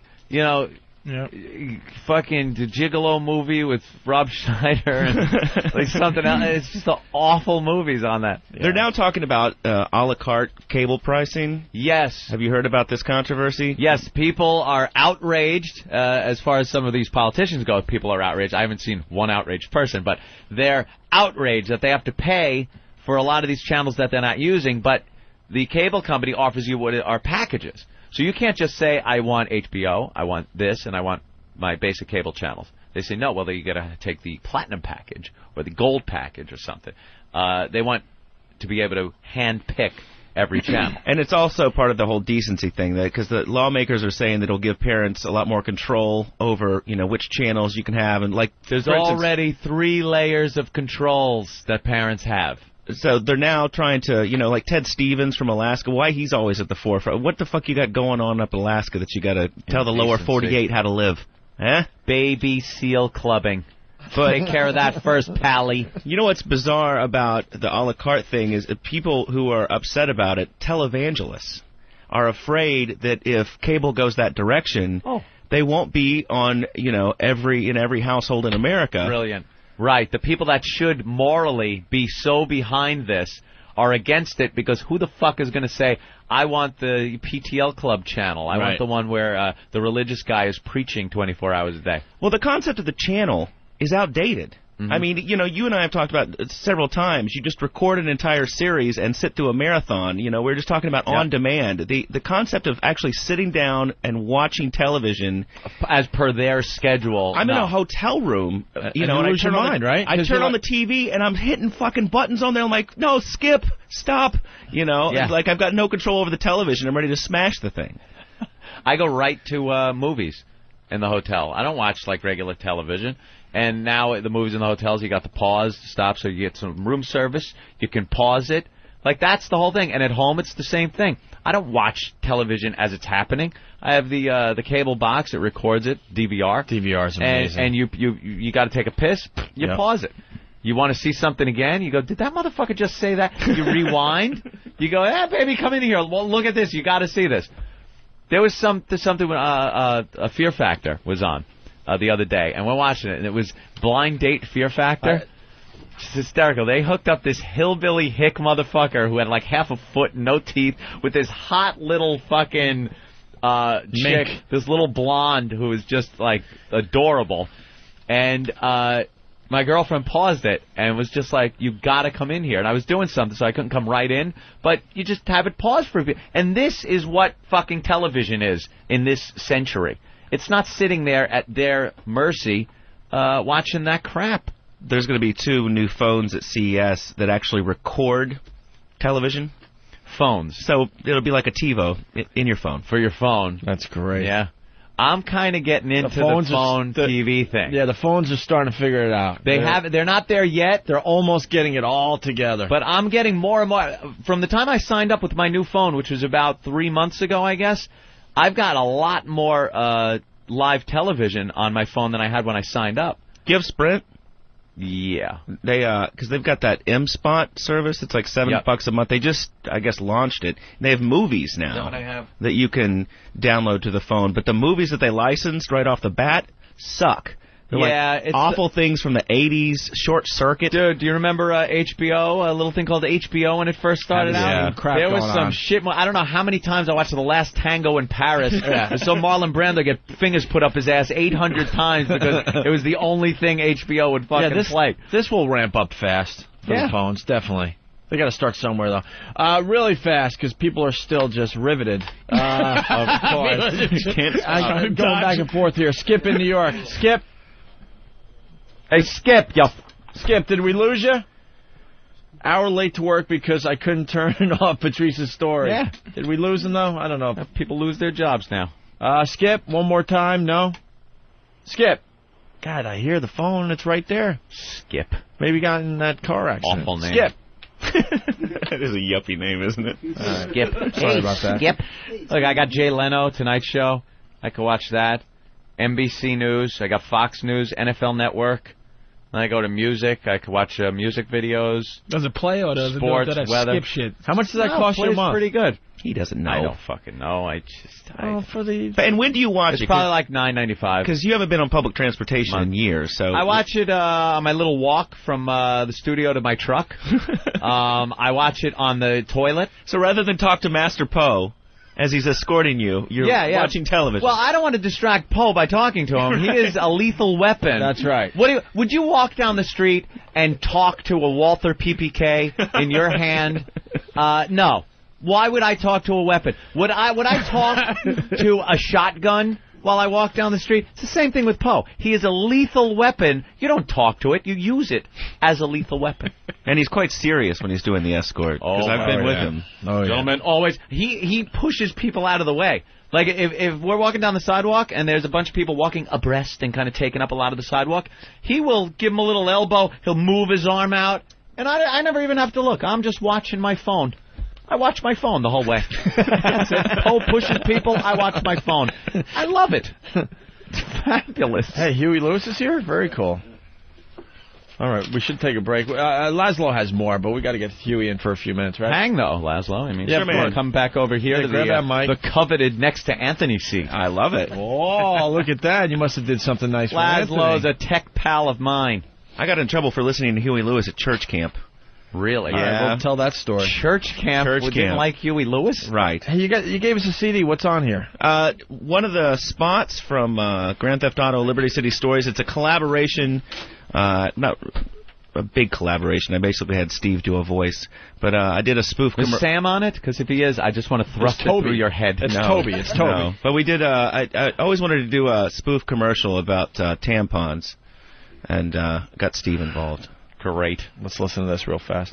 The Plug Singers present Once a month my blood comes on. Once a month my mood goes down. I don't feel fresh, I start to doubt. The Plug style cause plasma trying to break out. Keeps me fresh and keeps me clean. I don't want leakage to be seen. It comes in super easy fit and discreet. Sing it, girls. Plug the gap and plug the hole. Give it to your boyfriend at night. Hey, that's not right. If you're cranky and you know it, stop plug the flow until your friendly sound. Plug it. When you swim, Plug it. it's a sin. Plug it when your blood comes on. Plug it till your friend is gone. Let's plug it tonight. Let's plug it tonight. Let's plug it tonight. If you're cranky, you know it's time to plug the flow. Wow. I like very good. that 20s feel it had. Right. Nice flapper. Just like the idea Picture of flapper dancing to that. sticking a plug in it. All right, we should play another one of these as we go to break. The mainframe, is that cool? Yeah, you know, I've never really got the Matrix. Everybody that was sort of into tech and computers thought it was the greatest thing ever. Yeah. So I wanted to do a spoof of those sort of cyber thrillers. All right. Good. We'll go to break with this. It's Laszlo. The event movie of the year everyone is talking about. You're just a virus. You're not real. I'm your mother, stupid. A group of people that think the whole world is trapped in a computer. We can't get out. Hurry. Stick your hard disk inside my drive. I can't. My hard disk crashed. Reboot it.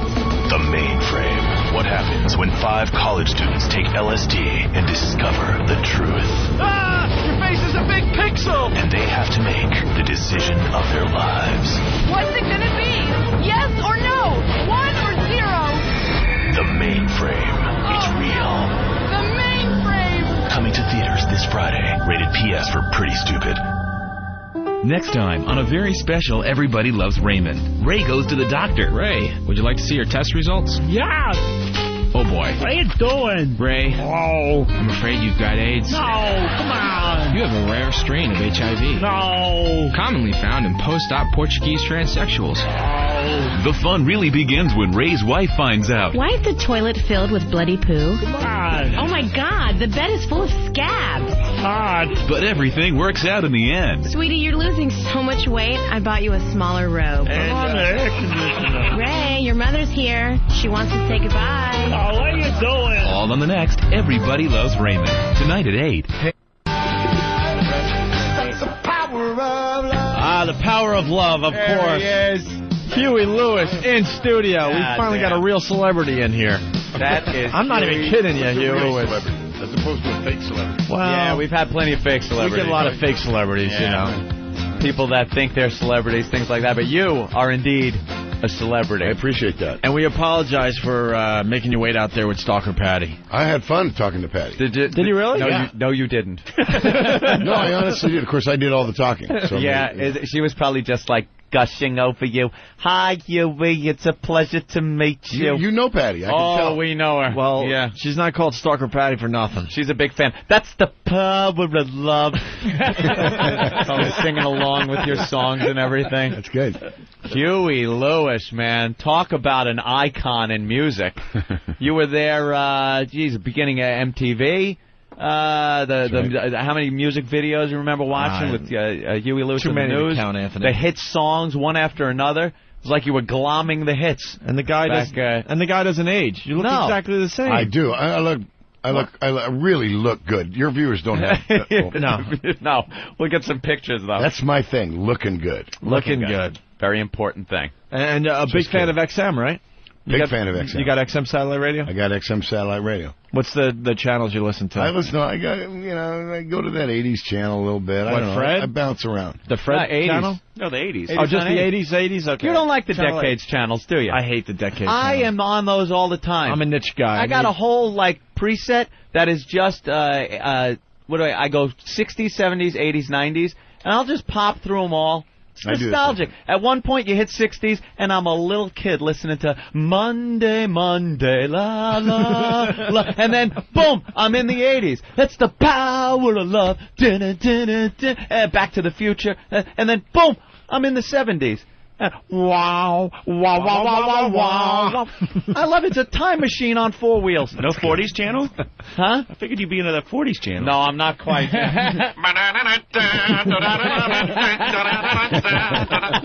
I'm not quite going back to the 40s.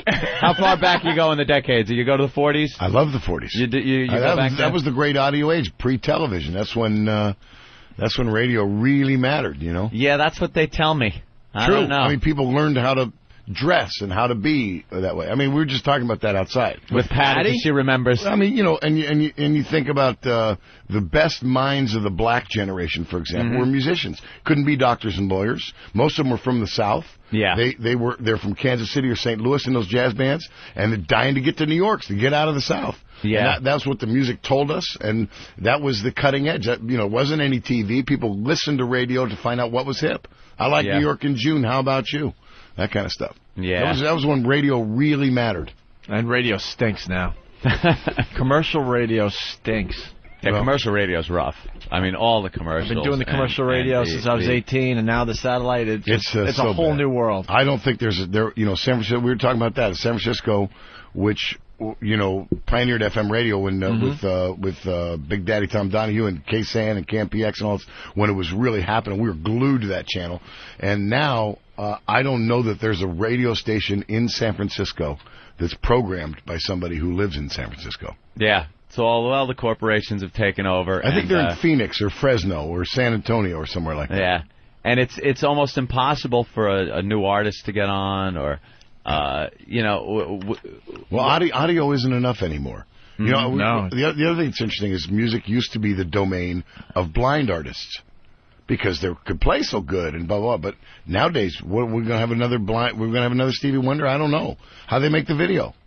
Yeah, right. It's a problem. Yeah, that and you got to have something on there for your computer. You got to have something on the disc that you can pop in and be interactive with it. Stuff like that. What are you working on? I'm doing a Broadway show at the moment in Chicago, right? Yeah, Chicago the Musical, which has really been fun. Wow. And was a big challenge for me, and I've finally kind of got it together, and it's really fun. Yeah. What's the hardest part? It's got to be memorizing things, right? Let's see. What is the hardest part? The hardest part is doing it all at once. You know, you have to sing and you have to sing and dance and remember all your lines and act. And then you have to be an ensemble player, so that, you know, in my gig, which I wrote myself, I can do whatever I want to do. If I want to go over there, I go over there. If I want to hit a different note, I hit a different note. Here, I have to, you know, it's very disciplined. So. Yeah, take direction. Yeah. Wow, man, that's gotta. Did you ever think you'd do Broadway? Never. Yeah, right. Never. I didn't think I would this time either. It's daunting. You know, the talent to humility ratio is huge on Broadway, which is refreshing coming from rock and roll, frankly. And you know, those Broadway audiences are fickle. They're the worst. I went and saw The Odd Couple recently. Yeah. With Matthew Broderick and Nathan Lane. And it was great. I loved it. But, man, you get these Broadway... That's all these people do is go to Broadway, you know? And they are so fickle, man. Yeah, I know. They're tough. They're really a tough audience. Yeah. Critical. Well, I was going to decline politely, but as it happens, my son goes to NYU, and I was visiting him anyway. So I said, well, let me see the show, and they gave me 2 tickets, and we went, and I was knocked out by the show. The music is fantastic. Yeah. You got to hear it more than once, but it's phenomenal. Does your son want Daddy around all the time, though? Exactly. Because I bet you're now living in New York, right? Living in New York. Calling him up a little too much. Going, hey, right. That's exactly right. Fortunately, I have a show every night. And he's got a cool father, you know, Huey Lewis. But I'm sure it doesn't matter if you got a celebrity father. It's still the same shit. It is. Dad, leave me alone, man. I'm trying to get laid here. You got it.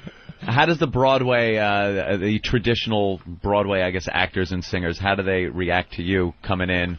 You know, do they look at it like, hey, hotshot rock guy coming in, or are you warmly accepted? Isn't that wild? I mean, wouldn't you think there'd be a little bit of resentment, but there isn't. As far as either that or they're very good at faking it, hiding it. But they're just wonderful, and they root for you. Mm-hmm. And my understudy in the role is a guy who taught me the role, Bernard Dotson. He's a member of the ensemble. He's a fabulous Billy Flynn in his own right. He doesn't feel I mean, he's just rooting for me. Behind the scenes, he's calling up the guys from the news and going, I think Huey wants to get the band back together again. No, get him out of here, please. I can't tell you how wonderful the company has been and how great everybody is. I would think, if I was a gypsy and I'd been working on Broadway for 20 years, I'd feel a little resentment when some guy came in. But I haven't felt a thing like that. Hey, what happened to the news? We're writing. We're going back. You are. Yeah, but what are those guys doing while you're doing this? They're writing. Do they do playing other gigs? Yeah. Oh, they do other band projects and stuff? Well, yeah, working on their own. Everybody's got home studios. And you've still been touring, though, as a band this whole time? Yeah. We never. We got someone on the line that says they see Huey every year in Atlantic City. See? Yeah, Atlantic City's huge. Well, a lot of yeah. No, you know something? It's a gig. When I drive there, when I drive there, you see billboards of people you never would have thought would have played Atlantic City. Same thing, and I think Vegas kind of turned that around because Vegas used to be where it was kind of cheesy if you ended up in Vegas. Not anymore. Now, though, there are big-name rock acts playing Vegas and Atlantic City. And the same thing's true with, if you were a TV actor, you didn't do film. Yeah. That's all blown out of the water now, too. Yeah, commercials, another thing. It's all people screen really don't time care about anymore. it. It's not selling out if your song ends up in a commercial anymore. I tell you, the amazing thing about Atlantic City is that, the amount of money they pay you, Huey, come on. The gigs are sold out, and you can't get a hotel room. Yeah. And it's, Atlantic City, it's not Hawaii. Yeah. You know what I mean? Yeah. You do a little of that gambling? Very little. I like to play craps, but usually when I'm working in the hotel, you don't want to get bothered if you go down, so I don't gamble usually. You don't like getting bothered anymore? Yeah, I don't mind it. Let's face it. When did it get old? It's so recognizable. Anybody who does what I do has got to like the attention a little bit, or he wouldn't have done it in the first place. But when did it get old for you? When they start bothering your family? Well, there's a part of the time when you're trying to take a leak and some guy's trying to shake your hand. That's not good. There had to be a moment where you're like, "Wow, man, this is kind of a drag." Well, like I said, anybody who does what I do has got to like the attention he would have done it to begin with. So there's a period of time when you actually enjoy it. Yeah, of course. And there's another period of time when you tolerate it, and hopefully there's a much smaller period of time when it drives you up the wall. Okay. So and everybody's got a horror story on some celebrity. Mm-hmm. And I tell you, the worst stories are the first-class flight attendants. Because, this is my theory now, this is a personal theory, if you're in an airport, you're kind of like fair game. Yeah. And so you're signing autographs and being nice and blah, blah, blah, blah, and you can't wait to get on the airplane. So they stop. Finally, they board the airplane, you get in your first class, you sit down in your seat, and the flight attendant goes, "Oh, my gosh, can I have your autograph?" And you're stuck with them. I saw Bob Saget was sitting in front of me when we were flying back from L.A. last time. And he flipped out. One of the flight attendants would not leave him alone. Right. Just kept coming up and talking to him and asking him things, and then going, "All right, I'll leave you alone. I'm sorry." And then 2 seconds later, would come back again. Yeah. And where's Bob Saget going? Unless he's got a parachute, he's there for the duration. That's it. And just being. You'd think they would tell these people, leave them alone. But that's where you get your best horror stories, are from limousine drivers and first-class flight attendants. You got to do the Spinal Tap thing.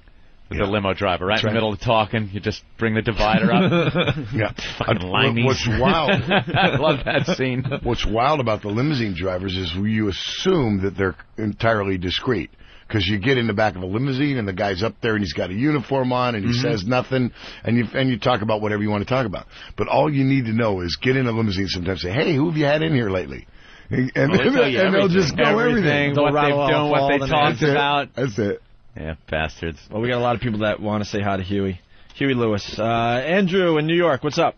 Hey, how you doing? I wanted to ask Huey how he felt about the use of his music in American Psycho. Yeah, man. I'm fine with that. Yeah, that movie's fantastic. I enjoyed it. That was such a great scene. Yeah, I enjoyed that. The guy, I'd read the book. Which is a lot darker than the movie, believe it or not. But there was a kind of a slightly ugly story about the whole thing. What happened was they asked us to use the song in the film. I hadn't seen the film. I knew the book. I said sure. They had William Dafoe. It was clearly a serious movie. We said sure. And on the eve of the release of the movie, they sprung this soundtrack CD on us that they're going to release. Well, the soundtrack CD had our tune and a bunch of source music. It wasn't a great CD, and I thought, I was on the road. My manager said, should we, we never signed up for the CD, and we don't want our fans to buy it for the one song. No, thank you. We don't want to be on the CD.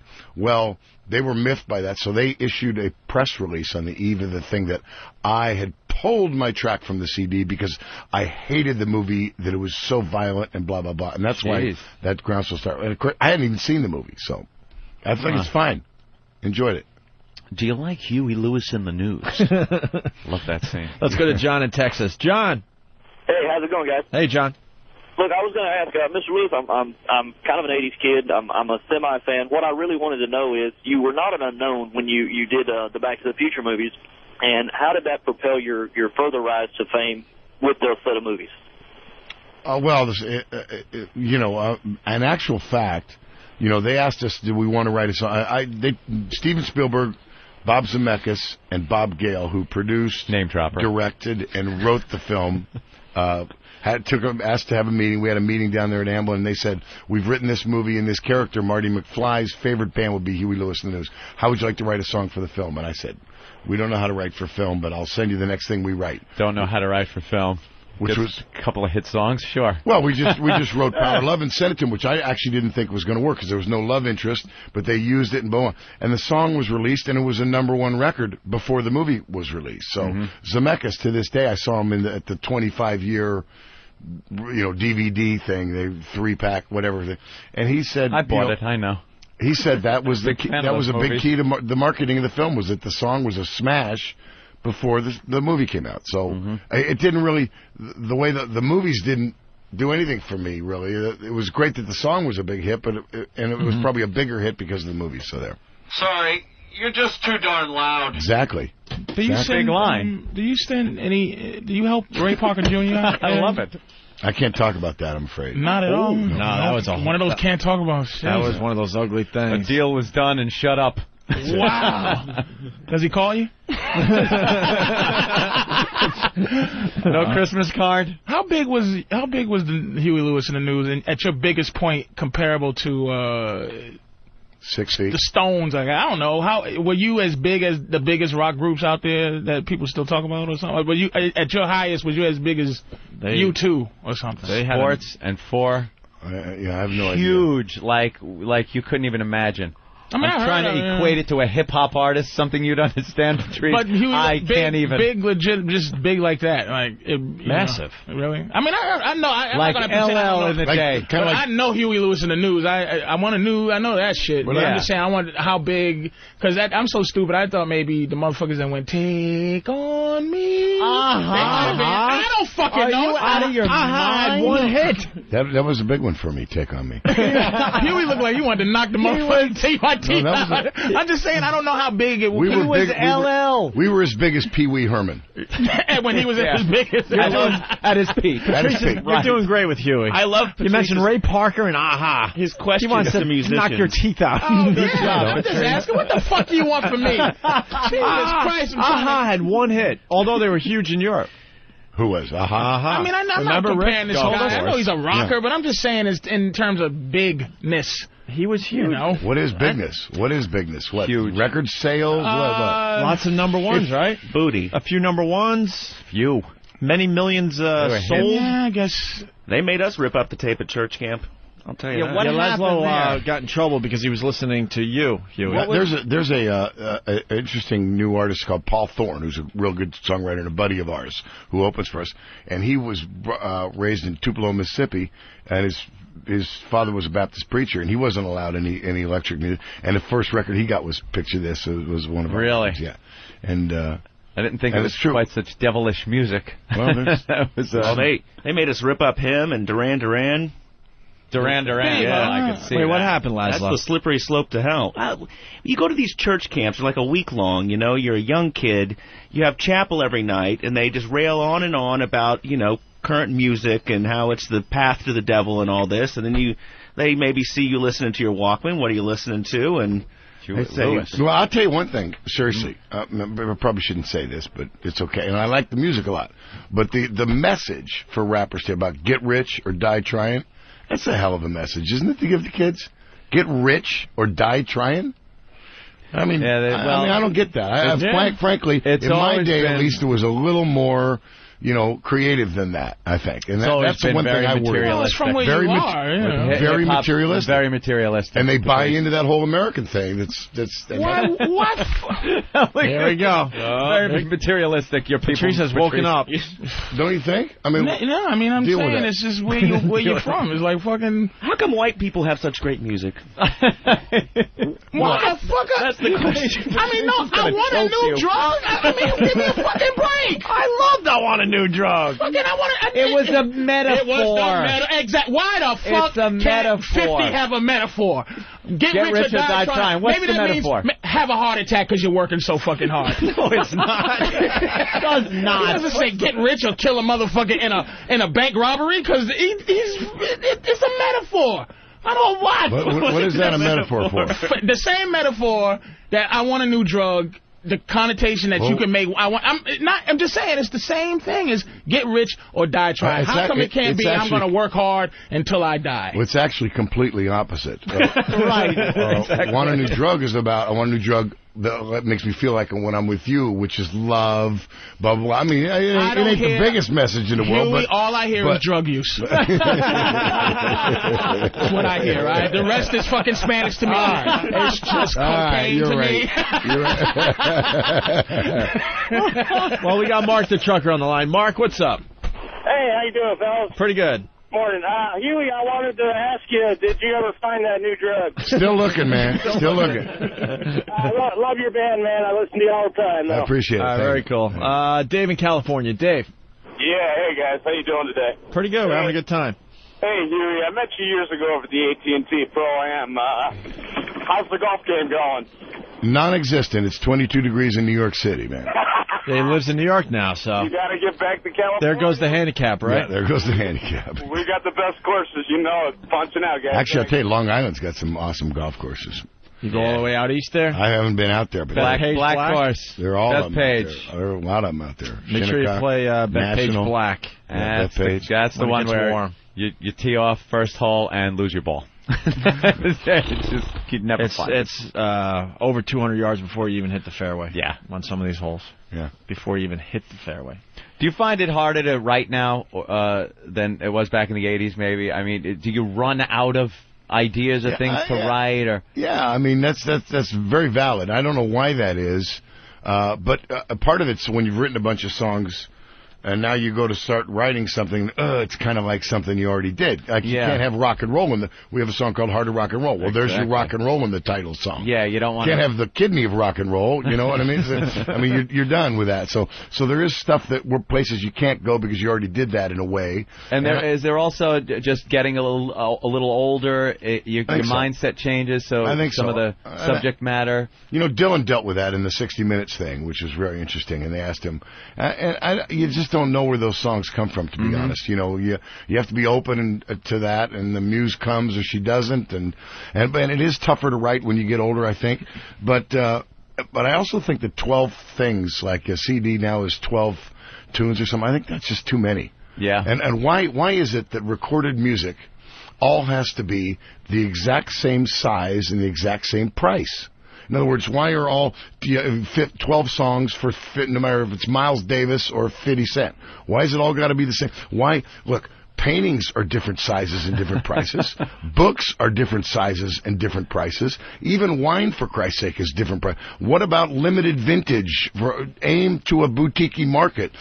And then Joni Mitchell might make another record. And Randy Newman might make another record. But we're losing our great artists because everything's the same price. It's sold like a commodity. And record labels, therefore, if they want to maximize the profits, they got to sell more CDs. So they aim for the kids. It sounds to me like you want to write 3 songs and get $20 an album for it. Now you're talking. That's kind of what I'm getting here. But that's what the record companies are upset about with iTunes. Everything should not be 99 cents. They're saying some songs are worth 20 cents. Other songs are worth $2.50. Well, you know, the bottom line is, It ought to be treated as an art form. American popular music is arguably America's greatest contribution to the world and culture. 40 years ago, America grew things, we built things. polio vaccine. We invented the internet. I think I might put that over. I'd say polio vaccine, music. Wasn't polio vaccine started in France, I think. With Pasteur, really. Louis Pasteur. And I don't know, but whatever. But when you go around the world today, that you hear America's music in everywhere. Yeah. I mean, in Africa, in Europe, and Asia, and so on. And our business, that is, treats it like gasoline or rice, like a commodity. I also always wanted to know, especially with somebody that's had the success that you've had and the amount of hit songs. When you when you write a new album, let's say, and you put out new music and you perform it live, you know what the majority, let's say, pretty much 99% of the audience is there. They want to see the stuff that you've done already, your hits. Is that frustrating as an artist? That's a great question. It's a very good question. I'll tell you why. I went and saw the Stones over the summer. Right. And it was like, the new stuff is definitely really good, but it's like, why are you wasting 20 minutes on the new stuff? I want to hear, Sympathy or what have you. Exactly. And that's understandable. People want to hear your songbook. And as long as you don't work too much, it's real fun to play your songbook. I mean, you love those songs anyway, as long as you don't have to play them 200 nights a year. So that's why you tour and take big breaks between tours.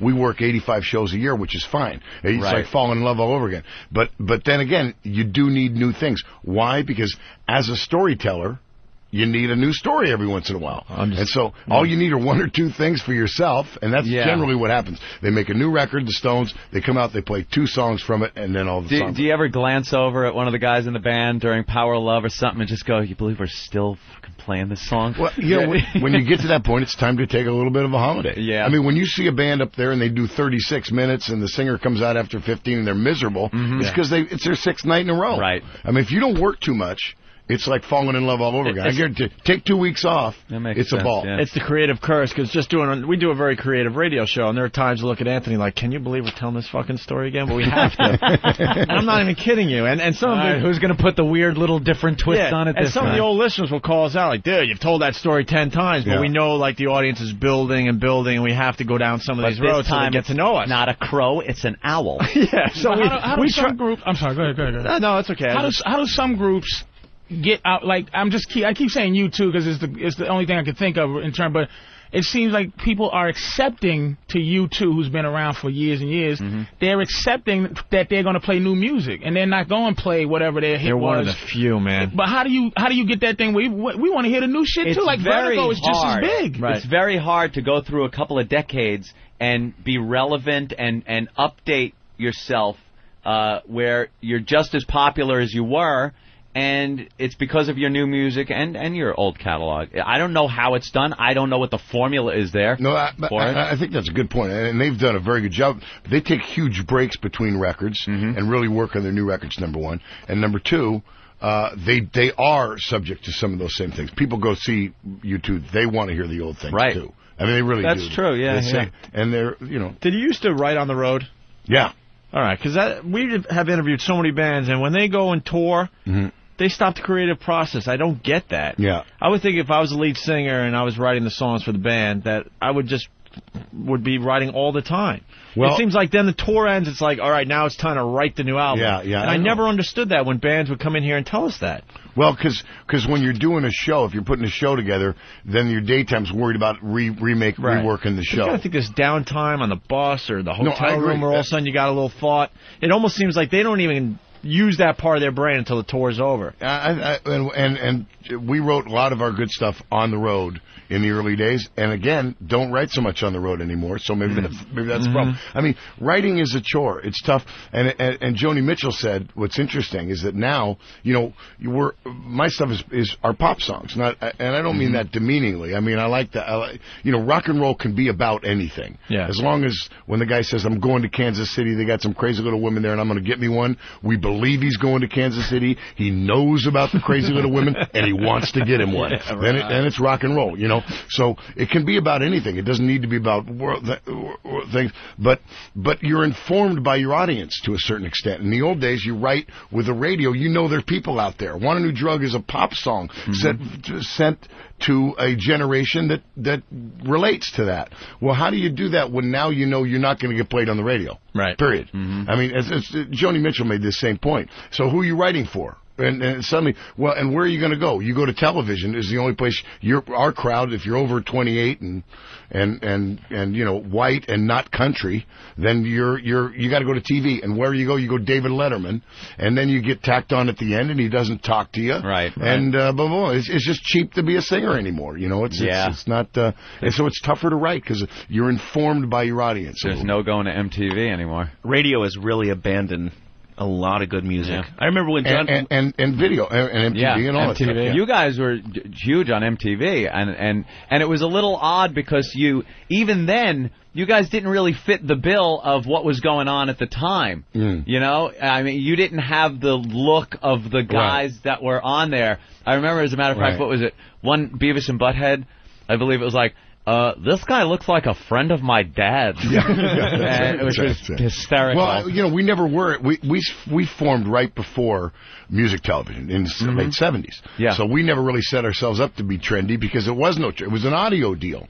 It wasn't about a visual thing. It was an audio deal. Now, had we started later, we probably would have adopted. I mean, we would have done anything. Believe me. If nothing else, it's a compliment to your music because you know you weren't setting up as a visual. And it served us well over the long haul because now our stuff that we wrote in our 20s is actually more relevant. We were anachronistic then. You know, we were old-fashioned then. Yeah. And now it actually lives stuck with you, doing off my baby. If this is it, these are more for sort of. Were you one of the bands affected by Nirvana? What do you mean affected by Nirvana? Well, I mean, oh man, I like Huey because he's a. No, it's all right. A mean motherfucker. What you mean affected by? What you mean, nigga? Say it. There were a lot of bands. There were a lot of bands that went away because of Nirvana, like the hair bands and stuff. Like, what effect did that have on you guys? I don't know. We were because you weren't really in the. We were off the radio. You really weren't in the hair band category that it really affected, but it seemed like that just reinvented everything when they came around. I don't know. I mean, I think the hair bands affected like that whole influx of Poison and Motley Crue and everything kind of got where MTV was like, this is all we're playing. You turned on MTV, all you saw was a blonde lead singer with the hair down to his ass and the makeup and stuff, and that some was guy welding, and then a shot of some chicks, a chick with a sword. That would affect him though. I can imagine that would affect Huey Lewis. And how about now the television became so much more important. A lot of our pop bands and hard rock bands seem to come from Sweden. What's up with that? When did Scandinavia be a hotbed of American popular music? You know, they are the whitest people you can find. They're the most attractive, and they look good on television. 99 Luftballon. I think she was German. Whatever. But you know, sure. Just to finish the previous thought, you know, and Randy Newman said this, who's one of my favorite artists, and you know, he won an Oscar for the song he wrote for the Toy Story. Is that right? I think it was Toy Story. Got a Friend in Me or something. Yeah. And he kind of poo-pooed it in an article that I read because his latest record, which I still think is his latest record, it's called Bad Love. It's an album, and if you're a Randy Newman fan, I mean, it's a masterpiece record. Yeah. And sold nothing. And no, it never got play, nothing. Yeah, where would it get played? You know. Yeah, exactly. That's the problem. And it's an absolute masterpiece. It's funny, it's poignant, it's wonderful, it's musically rich, it's orchestrated wonderfully, well produced, really great. Probably his best work. Wow. And it got no attention. Yeah, that's a bitch. So, thanks. And what about acting? So go get him satellite radio. Any more movies? Well, you know, you got pretty good reviews for duets. Yeah. I saw that in a hotel one night, and you did a great job. Well, I am in show business. I'll do anything for money or attention. Is that it? All right, it's Huey Lewis. He's on Broadway doing the Chicago thing. Anything else we're promoting today? No. You can promote. I can promote. Yeah, you got to have a CD or something out there. Our best work is a thing called Live at 25. It's a DVD and a live CD, and it's out a year now. But it's sort of a snapshot of where we are at the moment. We've sort of reinvented ourselves over the last 10 years into this. We have a 3-piece horn section now. We sort of reversed into the playing music the way there was before. Right on. Before all this stuff. We got 5 autographed copies of that. We'll give away right now. Nice. Huey, thanks. This was great. Hey, thanks a lot. Nice chat with you guys. Keep up the good work. All right. Hey, Huey was cool. I don't want people to know I'm a nice guy, so shut up.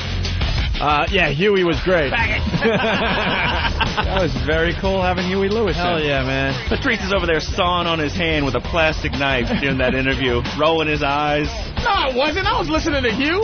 I just didn't want to piss him off because he was like, when he asked the question, because you want to ask those things, man. That's why I said David Lee Roth was so cool because you just said, you go, hey man, what was it like, man? The pussy? Like, which pussy was better, your first fame or your second fame? And he just bam. But you have to be careful here. You can just like that. What was that question you asked?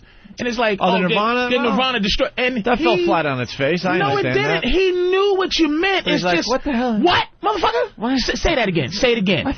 Greg, if you say that shit one more time, it's like you go. It's like, nah. Did he ruin your career? The reality is, when Nirvana hit, there were a lot of bands that went bye-bye. Yeah, I think he were coasting and having a good time and making a lot of money. I think he had already peaked and was on the back end though during the. Yeah, that's what I was trying to figure out because it was the hair bands that got. Yeah, no, I know it was mostly the hair bands. That's why I asked the question because everyone knows it was the hair bands. But I was wondering how deep it went. That's the only reason I went there. If I listen to Hugh's music, great question, but it would be. If I listen to Hugh's music, it would be. And you said, what era is this? Even with digital remastering, and you just play the song. I would go 80s. Yeah, right. That's 80s, right? There. Early or mid 80s. It's happy. It's just there's no music. He made it to 90. Didn't he? With his shit. He made it to where I know the Check song. on that. See what his last top. Patrice, top 20 song. When I saw you at Avery Fisher Hall, you do a Michael Jackson music thing that is beyond hilarious. I tried explaining it to Anthony one day, but I just couldn't do it. There was a time where it was okay to listen to Michael Jackson. Yeah, you can't. It's like you can't. Michael Jackson now, it's like, because he's so, like, he's not like, okay, if the guy that made the song, if Dexy's Midnight Runner guy, the Come On Eileen guy, was accused of pedophilia. Yeah. You can easily go, fuck you, you're done, I'm never going to listen to you again. But you can't just go, fuck Michael Jackson. You can't go, I'm not listening to this motherfucker. So you got to rationalize how you go, okay, I'm only going to listen to... Listen, this is the best analogy ever. I'm only going to listen to pre-pedophile. So you can listen to Thriller, Billie Jean. But then when you go, you are not alone, you go, oh my God. Was he touching kids during that shit? This is the pedophile. Yeah, but it says released in 89, but did that mean he wrote it in 80? Fuck, was he a pedophile during that shit? Because he's so important as a musician, you can't just say... You can't throw away that entire catalog. Jackson. Right. You cannot do it, man. Isn't that great? It's just God damn. What about that black or white song? That's safe, right? It's black. No, that's the song. That's the black or white song for Michael Jackson. That's the one that black people. A lot of people don't know this shit because black people, white people don't share news. Like I said, y'all are deeply into. What song is this? What is this? Is this a Michael Jackson song? I wouldn't mind if we lost this one. Yeah, it's fine by me. But it's like a lot of the news that white people are into, black people just not into at the time, you know what I'm saying? And a lot of people don't know black people got rid of Michael Jackson. There's only one way black people tell you fuck off, is if you stop trying to be black. That's it. That's your career end right there. Once black people go, this motherfucker ain't trying to be, fuck him. You know, like and OJ, like the Juice. But see, the Juice became a nigga because of the trial. So we couldn't give a fuck about the Juice. We could give a fuck about him. Yeah, when he was running through the airport. Look at this nigga jumping over shit, jumping ass nigga. But as soon as white people come down on you, they kind of we back you. You know what I'm saying? But he was so like denouncing his blackness, you could just see it in his. So when we got rid of him talking about that black and white song. When he did that, is black, is white, hoo-hoo, and he's like, what's this motherfucker changing into Arab bitches and Rastafarians and shit? Yeah. And accountants. And he got on Oprah and said, I had vitiligo, which black people know is not a disease that turns you into a fucking white person. And we didn't tell you, white people, that we got rid of him. And we just let you take him in. Already gave him the heave-ho, and we took him in. We love like a junkie, like having a junkie in the family. Yeah. And you throw him out, but you still love him. So it's like, that was Michael Jackson does. Like, get out, you're smoking up, you sell mommy's coat. Yeah. But get the fuck out. White people loved him. And this is why his career's over, because white people got rid of him. Now, he's European white now. Yeah. European white people. He's living in Qatar, or where is he now? Our white people love him. When he held that white baby out the window, that's when our white people got rid of him. And he's done here. Now he had to go to another country. So, but y'all loved him for a good 10 years. Let's get Stalker Patty in here. I had no idea you guys had given him the boost. Yeah, we got rid of him a long time ago. As we get Stalker Patty in studio, we only have like 6-7 minutes left. We might have to start doing another hour of radio or something. Yeah, you have fun with that. We're hour. Hey, Patty. Hi, Patty. How are you? Did you enjoy meeting Huey Lewis? Hold on. Yeah, I didn't even know who I was talking to at first until Opie said something. I would never have known. He's so down to earth. You had no idea you were talking to Huey Lewis. He looks exactly the same. Yeah, but they look different. When did he start watching TV? 1998? Yeah, but they look different in person than they do in their photos. All right, listen. Huey Lewis looks more like Huey Lewis than anybody. Sometimes there are people that come in and you go, wow, he looks different in person. Huey Lewis, exactly the same. If Huey Lewis is walking down the street, no one goes, that guy looks like Huey Lewis. They go, that's Huey Lewis. So my guys, Huey Lewis. Huey Lewis. What did you talk about before you realized? Yeah. Did you really embarrass yourself? No, he was talking about the radio and stuff and all. What do you do? Do you fix the elevators out there in the lobby? No, you didn't put your stupid foot in your mouth. Patty, what happened to the makeover? Yeah, what happened to the Maury makeover? Worked hard on you, and now you look just like Patty. You're looking just like you used to look. The hair's back to being flat. It's a little greasy, I washed Patty. it last night. I didn't have time to blow dry it. I was When did you dye tired. it? When was the last time you dyed your hair? Because your roots are all black and gray. Well, no, that's yellowish. No, put your head down. Yeah, well, my look hair up there. is It's gray roots. You got to dye your hair. Michael Jackson's ready to wite a song about you. It doesn't matter if it's black or gray. Black or gray. Oh, thank you. I love you too. Black or puce. It's black. It's puce. It's you. Well, you know,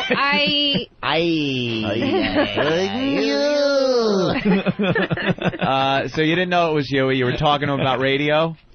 Yeah, he was like, a lot of things have changed. It's not the same. I think it's because of the FCC. People are afraid. Well, he was saying that you guys were discussing radio from the 40s. Oh, yeah, I like the 40s channel and stuff. I enjoy parts of it. What reminds you of being dumped in a diner by your parents, by your mother? You listen to Benny Goodman? I like it. There it I is. like that kind of music. Nothing wrong with that. We lost the war on Hanukkah. We're asking all of the women to join the USO to help our troops fight the evil Hun and the Japs. Patty, we need you. Yeah. In fact, I think the women in the ONA Army no should sailor be kissing you in waxed Times for Square. No sailor dipping her. Hey, no fucking army guy coming back and bringing you some nylons and silk stockings from fucking France. Here you go, Dame. Put these on your stems. No, huh? The 40s. Just an abomination. All right, let's get this over. It's a yearly thing. Here it is. Patty comes by with Christmas presents. I bought a big old box of chocolates. There you For everyone to share, and Anthony gets to have the cherry cordials that are in it. Cherry cordials. No individual gifts this year? It's a community gift? She's getting I'm smart. budgeted. You're budgeted to what? What What? about your gambling trips to Atlantic City? Haven't gone since September, and losing it's streak? only once in a blue moon. It's That's how been it months starts. since I've gone. I haven't been able to. No time Very off? bit- You still behind on your bills, Patty? No, just my rent. Tomorrow That would be morning, a bill. I'm going down to social the bill. services to get a one-shot deal and get the application for it, and then see what I got to bring. Ooh, pass that over, Hawk. Let me try one. Sure. What do you mean? What's a one-shot deal? It's a loan they give you Uh-oh. if you qualify for it, which I should, Yeah. and you have to pay it back. Oh, it is You know. shit. Oh, man. God You know, damn, they- Patty, you are an ass, but that chocolate is great. That has to be. I bought a guy with chocolate. 4 of them cost $5. This has to be like a $200 box of chocolates, right? Well, I gets the earned employee discount. Oh, you earned it. Yeah, How I much get is not this a- regular if I bought What are you it getting? myself? Godiva The 3 points? pound about $124. Wow. I got Patty. it free because Thank I you. did very well this year. So Holy, all all right. Don't tell anybody that their Christmas present was free. No, it wasn't No. free, though. This is where it gets sad. She did very well, so she was able to get this for free. But what did you do to get this for free? Well, my sales were good. Your sales? What? Patty's on Maury right now. They're replaying your Maury thing. They are? I don't have a... That someone is... Hold on a minute. I didn't even You know got- that. you get like I haven't even seen that once because I had to work that morning. You get like incentives or bonuses. I do, depending and I on how earned much it. chocolate Yeah. you sell. Right, and not and you only that, earned this? but overall performance and everything. Now I have You're a good hard worker. very hard worker. Yeah. I kill myself for the company. That diabetes got to be a bitch for you, right? Oh, it makes my... You can't just if have I had one of those fucking chocolates? my big toes will start tingling like somebody's lighting them on fire. I couldn't even... Patrice, it Wait, is so Patrice, fucking good. can I you can't have even fucking tell maltitol you. in your diet? What? What are you saying? Maltitol is Dr. a Patty sugar is talking to you. substitute that can be digested by some diabetics. Fuck that. I'd rather lose my feet than a maltitol. Yeah, but it can be digested by some diabetics. Shut up. Hairs. But not all of them. That's the only thing. And she already knew I had diabetes. It's like you brought in this big... They didn't have sugar-free or anything? They do. It's the Too bad there's not a the drug one out there for people they to do have digest your sugar-free voice. chocolate, People are having a tough time digesting your voice right now, Patty. They have liquor. a drug. It makes my voice digestible. What are you it's called fucking... earmuffs. What do you go bring a carton of cigarettes to Peter Jennings' No. family? You cruel bitch. No. Heck no. Got diabetes. You bring When I- chocolate. And, Of course, I'll eat it in front of the cursing motherfucker. her out But you with eat chocolate in your mouth. big mouthful of chocolate. Fucking stupid bitch. You cruel bitch. You got No, but really, we do have a sugar-free line, but it has maltitol in it. It can be used by some diabetics, All but right. not all. Let's see what Laszlo has here. Laszlo, anything else before we get out of here? I was showing Anthony one of the things at CES. There's a lot of stuff that plays into paranoia of like your kids running away I or love losing paranoia. stuff. There's this thing called the locator. It's a handheld device that you put little tags on your keys and your wallet and your kids, and you actually get a display, handheld display that will show you where those items are. It seems like what we got here is a range finder where it tells you if you're getting closer, and sort of a V formation of LEDs. Yeah, and it looks like something like out of Aliens. Yeah, that's exactly what it looks like. Remember in Aliens when they're tracking the aliens? They're right here, man. They're right in the room. It's impossible, man. Saying they're in the room, man. What the hell are we going to do now? You can One of the greatest characters in any movie ever. We're fucked. She survived here without any food or water or supervision, but we're put her in charge, man. Put her in charge. Oh, this is great. Well, we're fucked now. You can even set it so if one of those items leaves your area, like a 500-foot zone, Yeah. it'll start going off. So you can, attach it to things. Wow. Yeah. God damn, that It's called the paranoia. Yeah, it is. It's called the locator. I wouldn't even get this, and I'm one of the most paranoid motherfuckers. Look for that at CES. There's also going to be robots out there. You know that? The walking robot. The Asimo, which is that Honda's humanoid robot. Yeah. It's going to be doing like demonstrations about how it can walk upstairs. It wants to carry shit. Can walk upstairs. It's like every year they've got a new robot. Uh-huh. I want one that I could tag team with a bitch with. You know what I mean? Like your face getting numb, you just slap it. Go at it, Asimo. And let the robot let take the over. robot munch for a while. You smoke a butt, get a drink. Correct. Those things are starting to get interesting. Sony's. They look great. Another year or two, and walking. I think people are going to really start buying those things. The fuck? All right, Laszlo. That's what it's all about. Laszlo, what are we promoting? My radio show is at lazlow.com. Okay. Don't know how much longer it's going to be around. Stalker Patty, what are you promoting? Myself. I don't have anything. What's your MySpace? Oh, I am on MySpace. It's Stalker Patty, right under... Jump the shot. Look at that. Are you going to be... There you go. Are you going to be part of the Million Pest March tomorrow? I want to. I'm going to... In the morning, I have to go down to social services, but I will be at the Hard Rock Cafe. All right, listen. I will be there. How much are you going to try to get a loan for? Quick. I owe 24. I'm going to go for 25. 2,400 you owe? Yeah. But I can't come up with that amount. They won't even take a behind. month's rent from me. They want the whole thing. What do you spend money on? You know, Opie spent $3,000 yesterday on TV and some cameras and stuff. Hey, I'll give you my old DVD player. I promise that to you. I'll bring it in. It'll be laying around for the next time you come by. Broken? Because no, I got the PSP thing now. I love that. I love it. Okay. Anyway, the Million Pest March is tomorrow. So we're calling all Army members to show up at the station tomorrow, I guess? Yes. 111 West 57th Street here in New York City. Okay. Wunderbar. We'll see how that turns out tomorrow on the program. Patrice O'Neill. Yeah, there's on Maury right now. There's Patty on Maury doing right the robot I have on not Maury. even seen this yet. You look like a complete tool. There she is with her makeover. Yeah, what happened? Hold on, we got 5 seconds. Patrice O'Neill, thank you for giving us an amazing show today. You'll be in tomorrow, right? Get him, Ira. Hopefully.